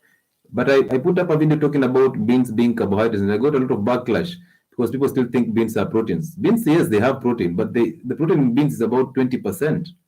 65% of the bean is both fiber and carbohydrate. So how can you classify beans as protein when 65% of it is fiber and carbohydrate? Anyway, that aside, the question is, what is your body weight? I'm kind of overweight. 90. You're 98 you're 98 kgs. Yeah. So you're 98. What is your cooking oil? I mix. I have olive oil for the salad, and the nitrogen star fly. Oh, star fly, seed oil. Do you eat chapati, bread, spaghetti, pasta, and restaurant foods? No, I don't eat spaghetti. Chapati once in a while. What about bread? To be honest, no. I don't eat bread. Do you consume pasteurized milk? Yogurt, plain yogurt. But it's pasteurized, like the one that you buy in the supermarket, right? Yeah. So you don't take tea that has milk? I do, but I think like 2 days in a week. Don't over answer. Just say yes, I do. Yes. Oh, okay. Do you take sugar in all forms, including fruits and honey? Yes. What is your favorite fruit? Oranges. Well done. Now, you are blaming beans and green bananas for what? Seed oils, that cooking oil of yours, wheat products, the chapatis, sugar in all forms, including fruits and honey. You are blaming them for what those three did to you. Yeah, the effects they had on me, I think. They still have that effect on you because listen, at 98 kgs for a woman, do you know that's a problem? Yeah, because that weight will bring you a lot of problems. Number one, you will have hormonal imbalances. All these PCOS, the endometriosis, the painful menstruation. Obesity in women is a problem. 98 kgs, just look at it this way. For a man, an average man has to weigh 70 kgs. And a man, the reason why he has a lot of weight is because of testosterone. So if a woman weighs more than a man, an average man, then that is basically the mother of all problems. Obesity is the mother, and insulin resistance are the mothers of all problems. The metabolic syndrome, diabetes, hypertension, hyperlipidemia, kidney failure, heart problems. Do you find need to fix that weight? Of course. Yeah, we need to fix that weight. And we need to fix that weight in an appropriate way. So one, you need to drop most of the carbohydrates that you're consuming in your diet. Like for instance, today you just taken all carbohydrates. Of course, beans can cause you bloating because if you did not soak them, then it can cause you problems because they also have the anti-nutrients and they have a lot of gas. So you need to soak them. But beans are not supposed to be blamed for your current condition. Okay? Okay. Yeah, so let's start by fixing that body weight, dropping it down. And how do you drop body weight? You need to lower insulin. And how do you lower insulin? You need to change your cooking oil to saturated fats, the animal fats and coconut oil. So use coconut oil or ghee. Simple. The olive oil, you can continue using it to top dress your salads. That is okay. And then, Yeah. if you are bloated, do not even think of taking vegetables. Do you know why? Okay. No. Because vegetables are fiber, and this fiber is actually food for the bacteria in your large intestines. Now, once this bacteria overeat, because you're feeding them with vegetables, you're already bloated and you feed yourself with vegetables and the salads, they will overeat that fiber, and guess what they do? They will relax. They are supposed to help you boost your immunity and break down other food substances, and also help you in absorbing healthy nutrients like vitamins. But now you Okay. overfed them with fiber and vegetables. And what will happen is they will relax. So you will experience bloating. And then they will also multiply, because once you give me food and I'm satisfied, then I can multiply. Now they will get their way into the small intestines where they don't belong. That is how you start getting SIBO, small intestinal bacterial overgrowth. It will be a problem. Abdominal upsets, farting, passing gas all the time, bloating, protein indigestion, gastritis. So you need actually an 8-hour gap between your meals. So please do it from tomorrow. Okay. Good. Thank you. You're welcome. Let me see, Doctor. So, guys, at that weight, at 98 kgs as a woman, that is problematic. That is a serious problem. So it might not come now, but it will definitely eventually come, and it will come with a serious bang. Okay, so fix it as quickly as possible. Are kales okay? Yes, kales are very okay. Enjoy every form of vegetable as long as it is not GMO. Doctor, please, is groundnut soup okay for health? Yes, consume eat even groundnuts. You don't need the soup, just eat the groundnuts. Doctor, please, is groundnut soup okay? I've already answered that. How do I fix ductal ectasia? Now, listen, once you start mentioning these names, you're not even scaring us. Make it simple for us. This is a channel that breaks down health the conditions in a simplified way. So if you give us a name that you're given in a hospital, we're not even prophets to understand some of these names. Just break it down to us, and then we will explain it easy. And that's for the sake of the public, because there are people who are not even interested in that name, but they might be going through the same condition, so they want it easier. I think, Doctor, your network is a problem. I'm trying to invite you, Yonat, but it's not happening. What's happening here? What is keto diet? Basically, saturated fat, vegetable, protein diet, very low on carbohydrates. That's a dirty keto. A clean keto, zero carbohydrate diet. Kindly answer the question. Completely hard answer that. Hey, Doc, are peanuts okay? Someone with diabetes, yes, they are okay, because peanuts have selenium. They also have essential minerals. So consume peanuts, but do not overdo it. Yes, Dr. Yonat. How are you, Dr. Luis? I am doing so well. Welcome aboard, bro. Thank you for letting me in. I'm from India. Yes. Doctor. Okay. I just see you here on TikTok a couple of days, and I see you talking wonderful things. Yes. And I'm interested in herbal remedies actually, and I'm reading some books. Okay. And I really appreciate what you are doing. Yes, sir. And I want to be family here. And my question is here. My question here is just if you can just recommend me a books. Okay. Like I've got some herbal remedies books, like the Lost Book of I think I recently get one book, the Lost Book of Herbal Remedies. Okay. I think, do you know that? Yes, I do. The Yes, Lost Book of Herbal Remedies. Yes. And Dr. Sebi's books. Yes. I really appreciate these books, and I'm just recently started reading. Mm-hmm. And if there are other books to just recommend me. So first of all, are you in clinical practice? Are you actively practicing? Yeah, I'm practicing clinically right now. Okay, so now I work as general practitioner. I want you to understand that 90% of health conditions come from a messed up gut. And for you to understand the gut adequately, I want you to read a book that is called The Gut by Julius Enders. Okay? Okay, The Gut. Yes, it's called The Gut by Julia Enders. Okay. So if you read that book, it will expose you to how the gut functions and the relationship between most conditions with the gut. Also, I want you to find out books that are written by Dr. Fang. He's a very, very, very, very great neurologist, Dr. Fang. Yes, and most of his books, like basically the obesity code, these are the books that will expose you to a lot of the cancer code. Okay?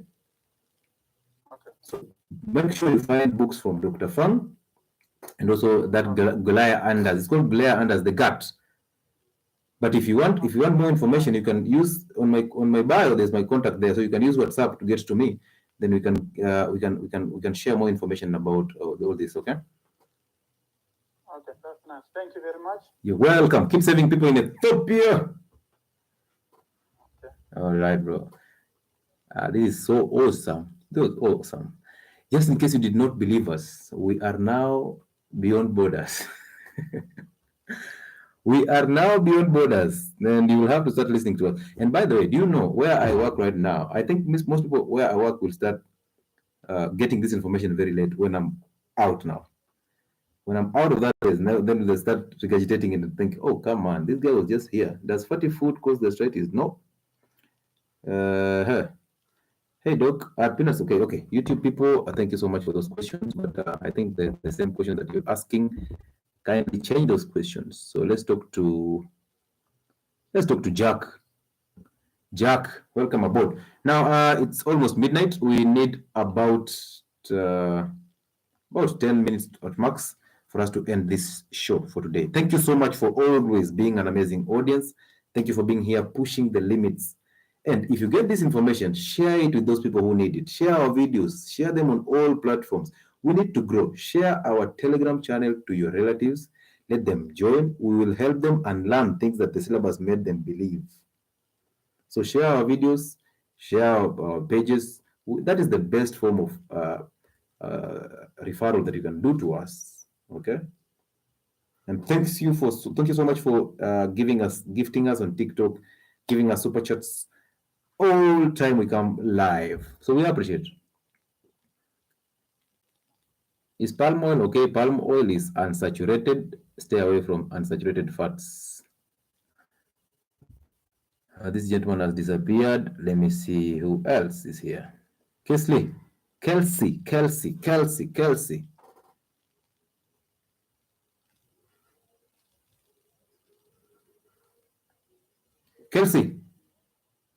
Hi, Doc. How are you? I'm fine. Talk to us. I have a question, but it's for my mom. I don't know if that is okay. It is okay. It is okay, but I don't know how well you will explain your mom's symptoms. I'll try because I've been in and out of the hospitals with her. Do you live with her? Yes, but she traveled yesterday, so I'm not with her currently. When you say yes, and then you say but.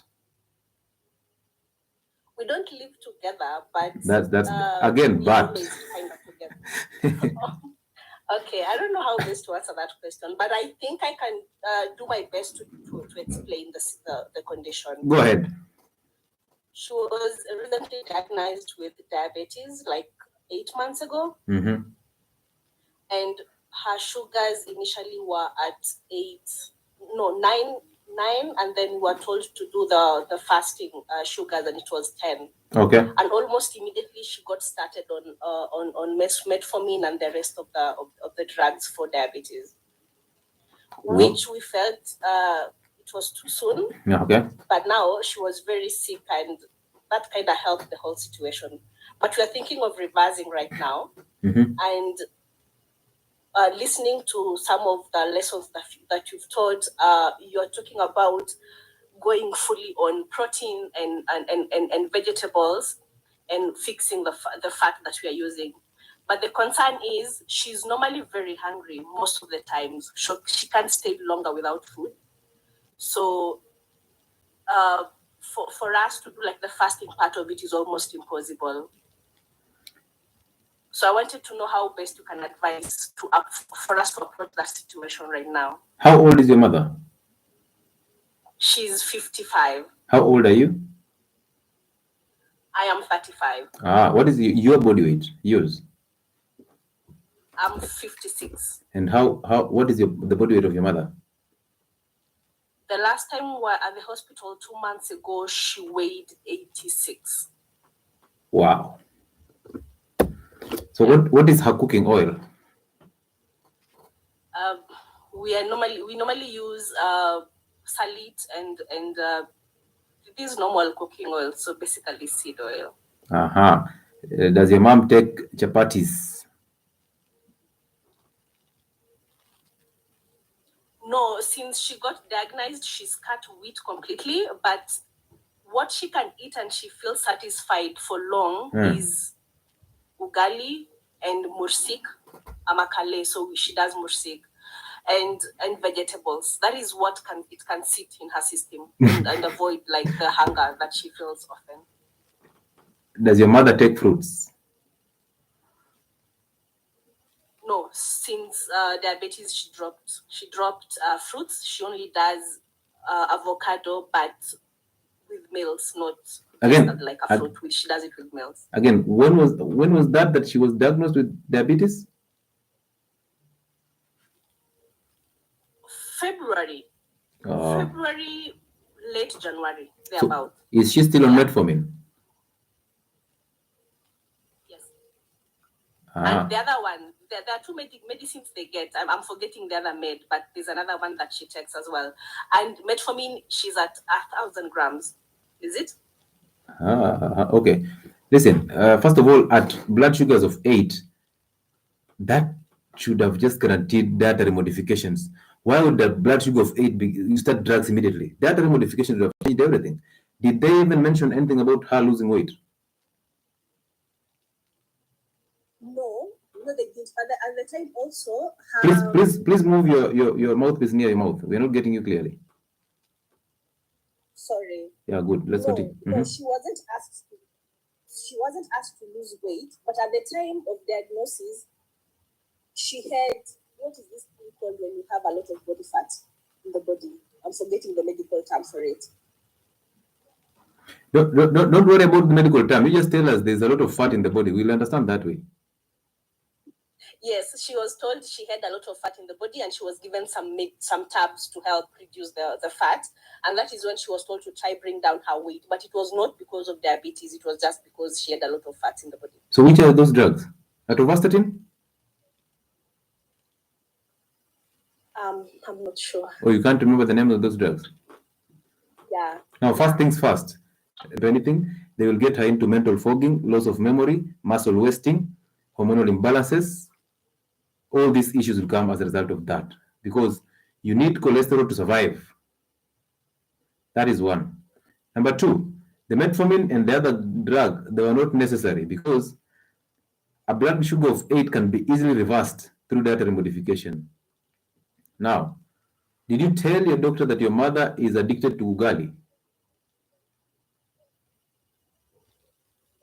Yes, at our, I think 2 months in, we told the doctor, but he said he can still eat it. She can still eat it because it was the only thing that could sit in her system.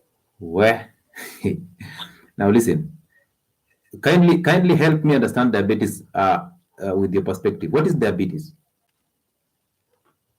Insulin resistance. Maybe the pancreas has failed. If I tell you to explain insulin resistance, I'm sure you will not. So just tell me, what is your thought about diabetes? What is the layman's understanding of diabetes? What is diabetes in a layman's language? Sugar. Sugar, a lot of sugar and carbohydrates. Mtu akikula sana, it's. Where is this sugar? Carbohydrates, no. sugar. No, see, we said diabetes is a lot of sugar. Where is this sugar? Where in the body? In the body, in the pancreas. No, sugar is not in the pancreas. So if I'm trying to diagnose you of diabetes, what is the test that I'll take? I'll take a blood sugar test, right? True. So I'm trying to measure the amount of sugar in your blood. Yes. Do you know that is not diabetes? That is a symptom of diabetes. So I'm actually taking a test that measures the symptom of diabetes because diabetes is not high blood sugar. High blood sugar is called hyperglycemia. That is a symptom of diabetes. Do you know that?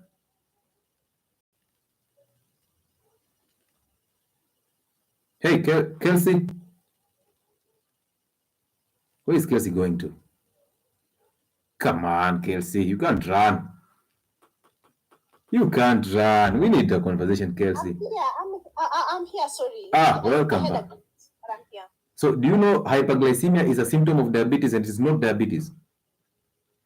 Yes, from your teachings. I didn't get that from the doctors, though. Yeah, because now your mother, actually diabetes is a disease of chronic carbohydrates consumption. So your mother has been taking carbohydrates all her life. So now she has a choice. She either keeps on eating that ugali because she wants something to fill her stomach for long and continue suffering, or she changes her diets completely. Because let me tell you this, a full stomach is not necessarily you being healthy or being satisfied, because the body will start looking for nutrients in this. In ugali, there's no nutritional value. So she's just filling her stomach. Yeah, and I think the reason she's stuck on that is because when we first met the nutritionist, they said she has to eat at least 3 meals a day. Oh, mainstream nutritionists are messing the system up. Please. Anyway, the point is this.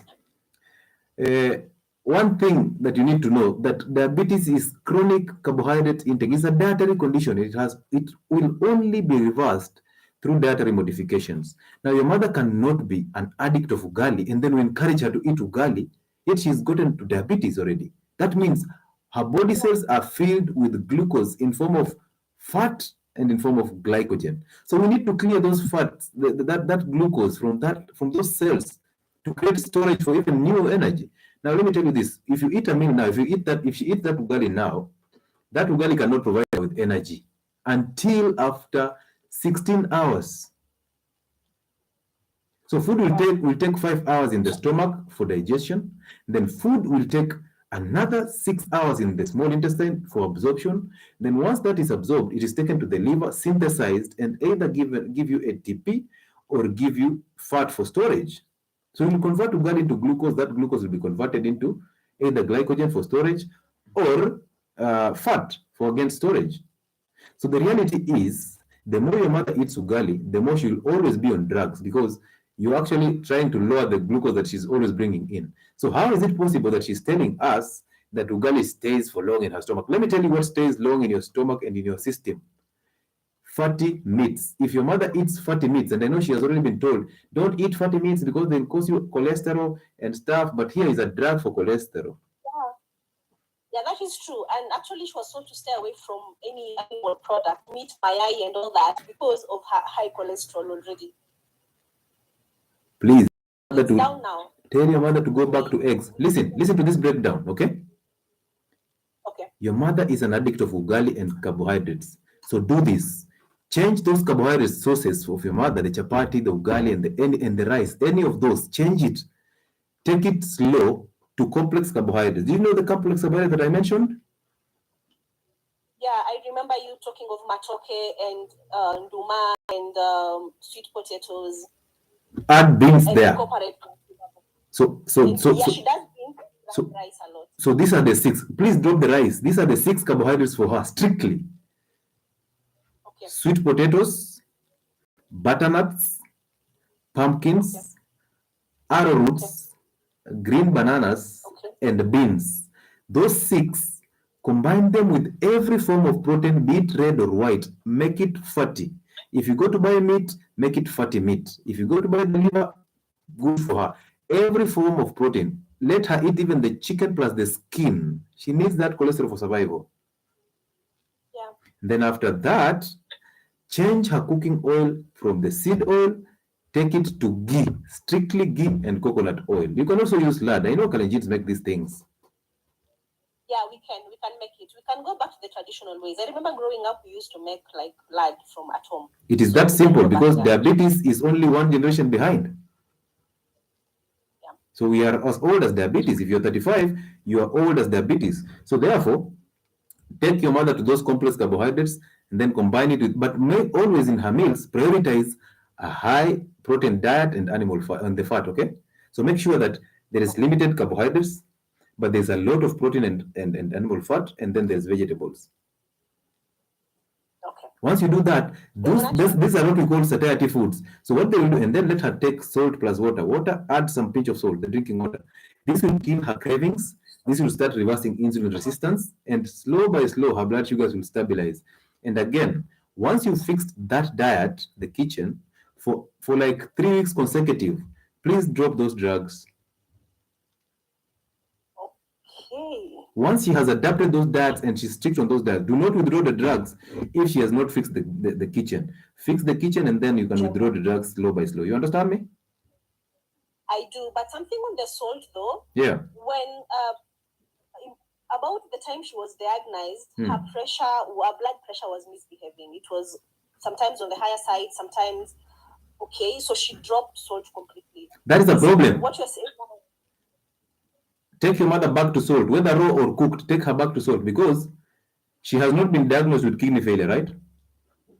Yes, she hasn't. And at a blood sugar of 8, that cannot give us kidney failure. It was just acute kidney problems.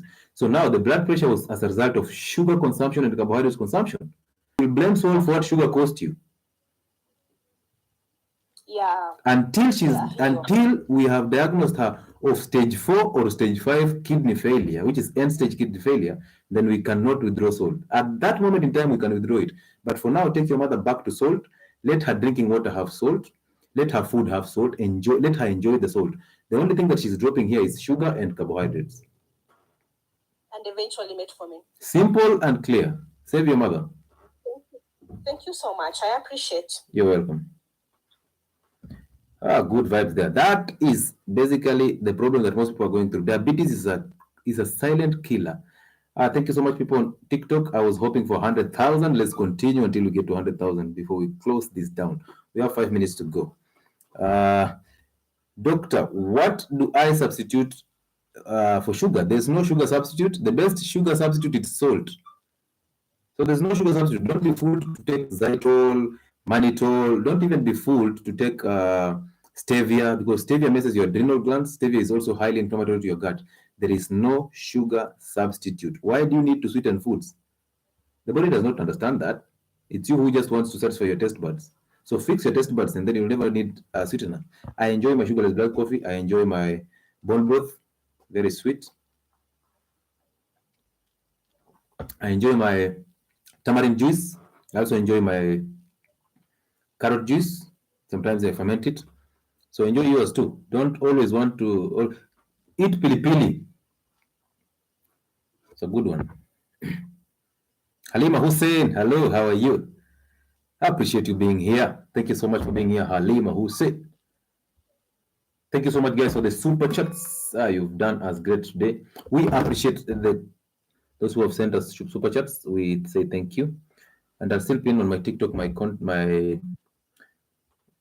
till number. You can send a super chat so we can shout you out. Also, you'll help us to grow and support our channel. So that is my till number on TikTok. 528 1290.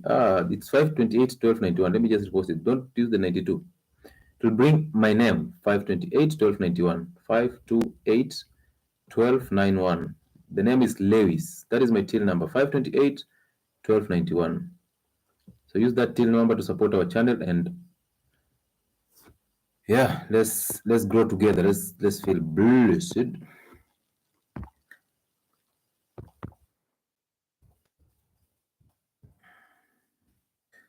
I've posted my till number on both platforms, so anybody who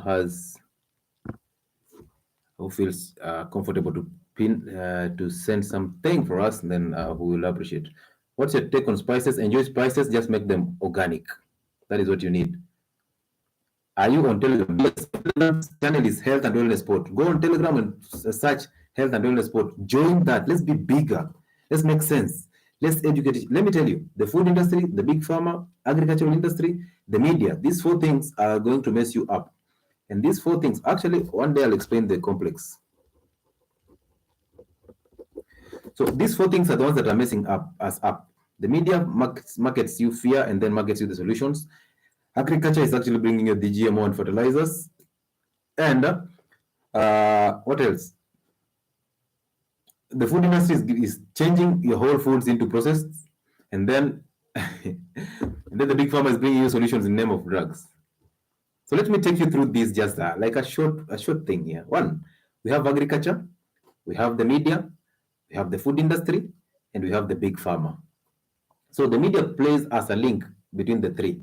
So the agriculture, the food industry, and the big pharma. The media plays a role in between. Subsidize the price of fertilizers, and they also brought in GMO.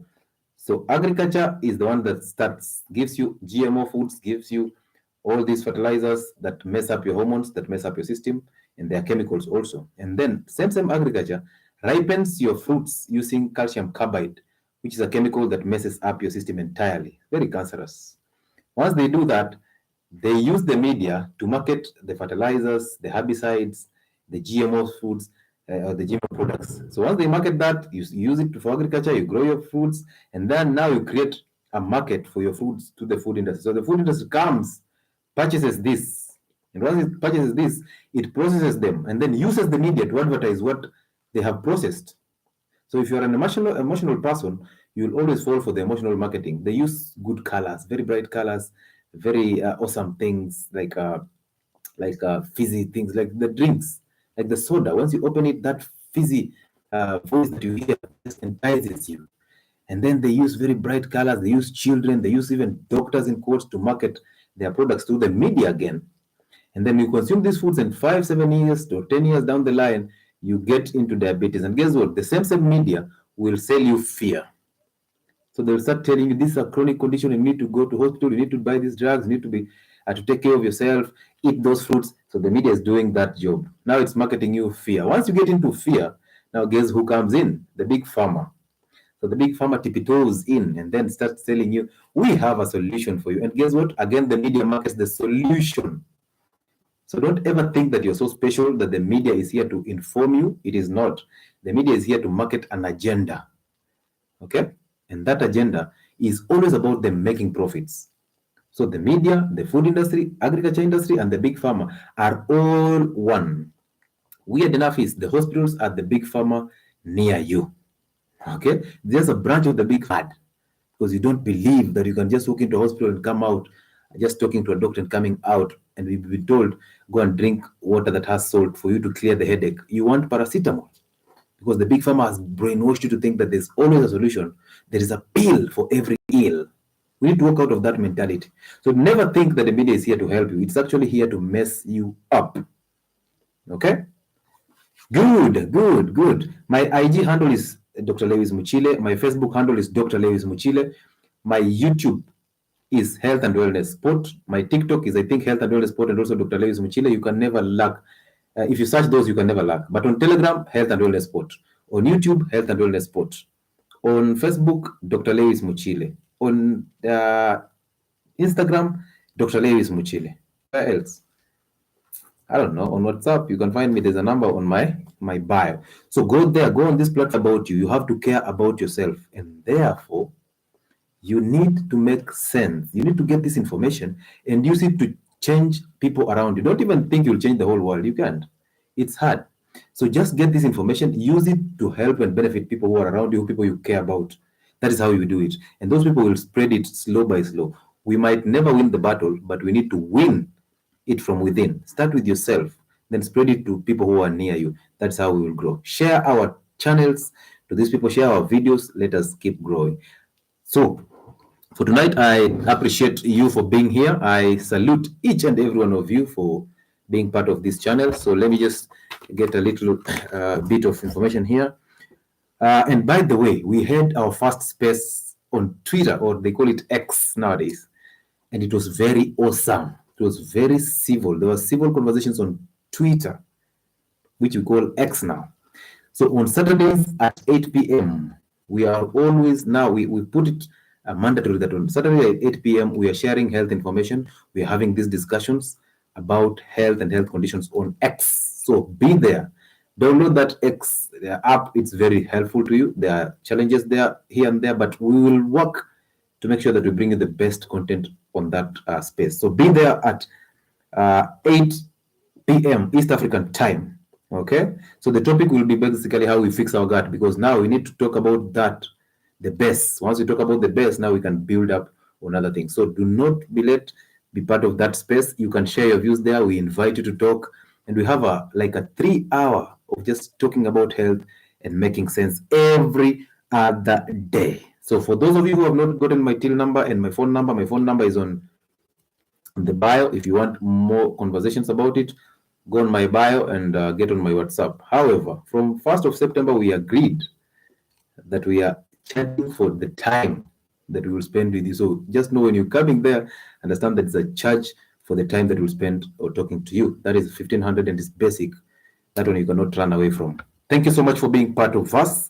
We appreciate people on TikTok. Thank you for giving us 100,000 likes. Thank you for giving us all those likes and all those presents and gifts.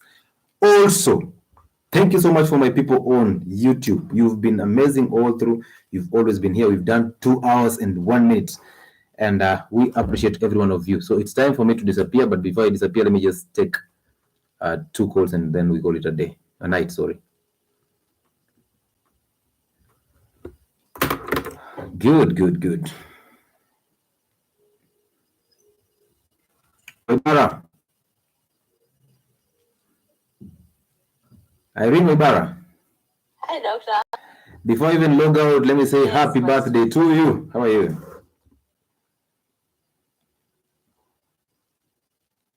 Thank you. We appreciate you. We appreciate the support we also appreciate the support that you've granted us. Just to appreciate you. Okay. Thank you. Thank you so much. I am here to appreciate. I've walked a journey. I have a journey. I've walked with you. I don't have to tell everyone because it is a long story, but it is a journey that I myself am proud of. Yeah. Can you hear me? Yes, we do hear you. Just give us a small just give us just that. Actually, you're the last person I'm calling, so just give us that that recap of your story. It will inspire someone. Okay. When I started, it's like a few months, right? It's like a few months ago I started the journey, and I was having like chronic migraine. I was overweight. I think I was overweight because I was 75. Now I'm at 67, and I was having hormonal imbalances. Yeah. First, I started with stopping the simple carbohydrates, and after stopping the simple carbohydrates, I also stopped. After a while, I stopped the carbs. I'm doing the keto diet. I'm at 67. Last month, I called you and I told you, doctor, please, easy, hormonal imbalance, battle. And you told me, you have to fast, my dear, you have to fast. I started the fasting, and I'm a testimony. I can say my hormones in balance, because today morning, periods zimerudi, and hallelujah. Yeah. Congratulations. Yeah. Most people will never understand your journey. I met this lady when she was 75. She's actually somewhere in America, and she's a healthcare provider. So I met her when she was 75 kgs, and amazingly, she has just lost from 75 all the way to 67. She had all these issues with hormones. Again, the most annoying part of the story is she was always on drugs for migraine, and these are drugs that were in Kenya we call them the dangerous drugs. So they are under the DDA, the Dangerous Drugs Act. So she was using all these drugs for her headaches and migraines every other time, but they were not going anywhere. So she thought, she took a leap of faith with what we do, and I'm just glad that this is a testimony that she can basically share it here. And Maze, I'm so proud of you, Ibara. And we actually appreciate you for always supporting our channel. On our lives, you're always active. And this is just, and you're actually sharing our channels all over abroad. This is just it's amazing. Thank you so much. Ibara has just closed it down just like that. And happy birthday. No eating cakes. Just make some steak. Yes. Yeah. Today is the day. Enjoy your meat. Make it fatty. Today was a big day. I have never been up here but today I had to come and just tell them, if you just drop the simple carbohydrates, if you drop the carbs, if you do the keto diet, and finally if you do the fasting. Yes. Fasting is wonders. Fasting does wonders. Just that. Congratulations, and thank you so much for coming through to just say hi to us. We appreciate you. So I don't think I will take any other call apart from that. We actually closing this down, and thank you for the support that you've accorded us tonight. Okay, today we've broken the internet everywhere. We'll keep doing this until the message is clear. So 2 hours, 5 minutes. We thank you. We need our 8 hours of sleep. So as usual, every time I finish this conversation, I always tell you this: for you to attain basic healthcare, you need these things. One, you need adequate sleep. So you need sleep, 8 hours of sleep every night, stabilizes your hormones. You need to walk in the sun. Let me just call it in the sun. You need to have that sunlight. You need to enjoy it. You also need healthy keto. If you're doing dirty keto, well and good. It works for most people. And since you've attained your health goals, then it can work for you. Healthy keto. If you have not attained your health goals and you want to lose weight quicker, you want to recover from chronic conditions quicker, always prioritize clean keto. Clean keto. High protein diet, high fat diet, high vegetable diet, zero carbohydrates. That is how you achieve it easily. Then again, go to the gym.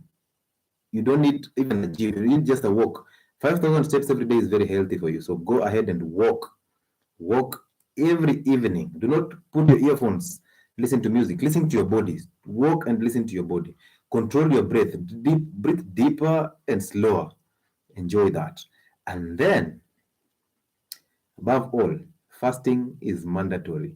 Whether intermittent fasting or whether prolonged periodic fasts. You can do a 48-hour fast maybe twice a month. You can do a 72-hour fast once a month, but make sure every day you have an 8-hour gap between your meals. That takes you to only 2 meals a day at maximum. Push your breakfast all the way to midday. Push your dinner from around 6:30 to around 8:30 p.m. That is how you achieve health goals. It is that simple. It is that basic. Do not argue about it. We appreciate you for being here tonight, and above all, just enjoy your night. We'll see you again on Thursday night for the night live. Thank you so much for being here. We appreciate you. See you. Good night.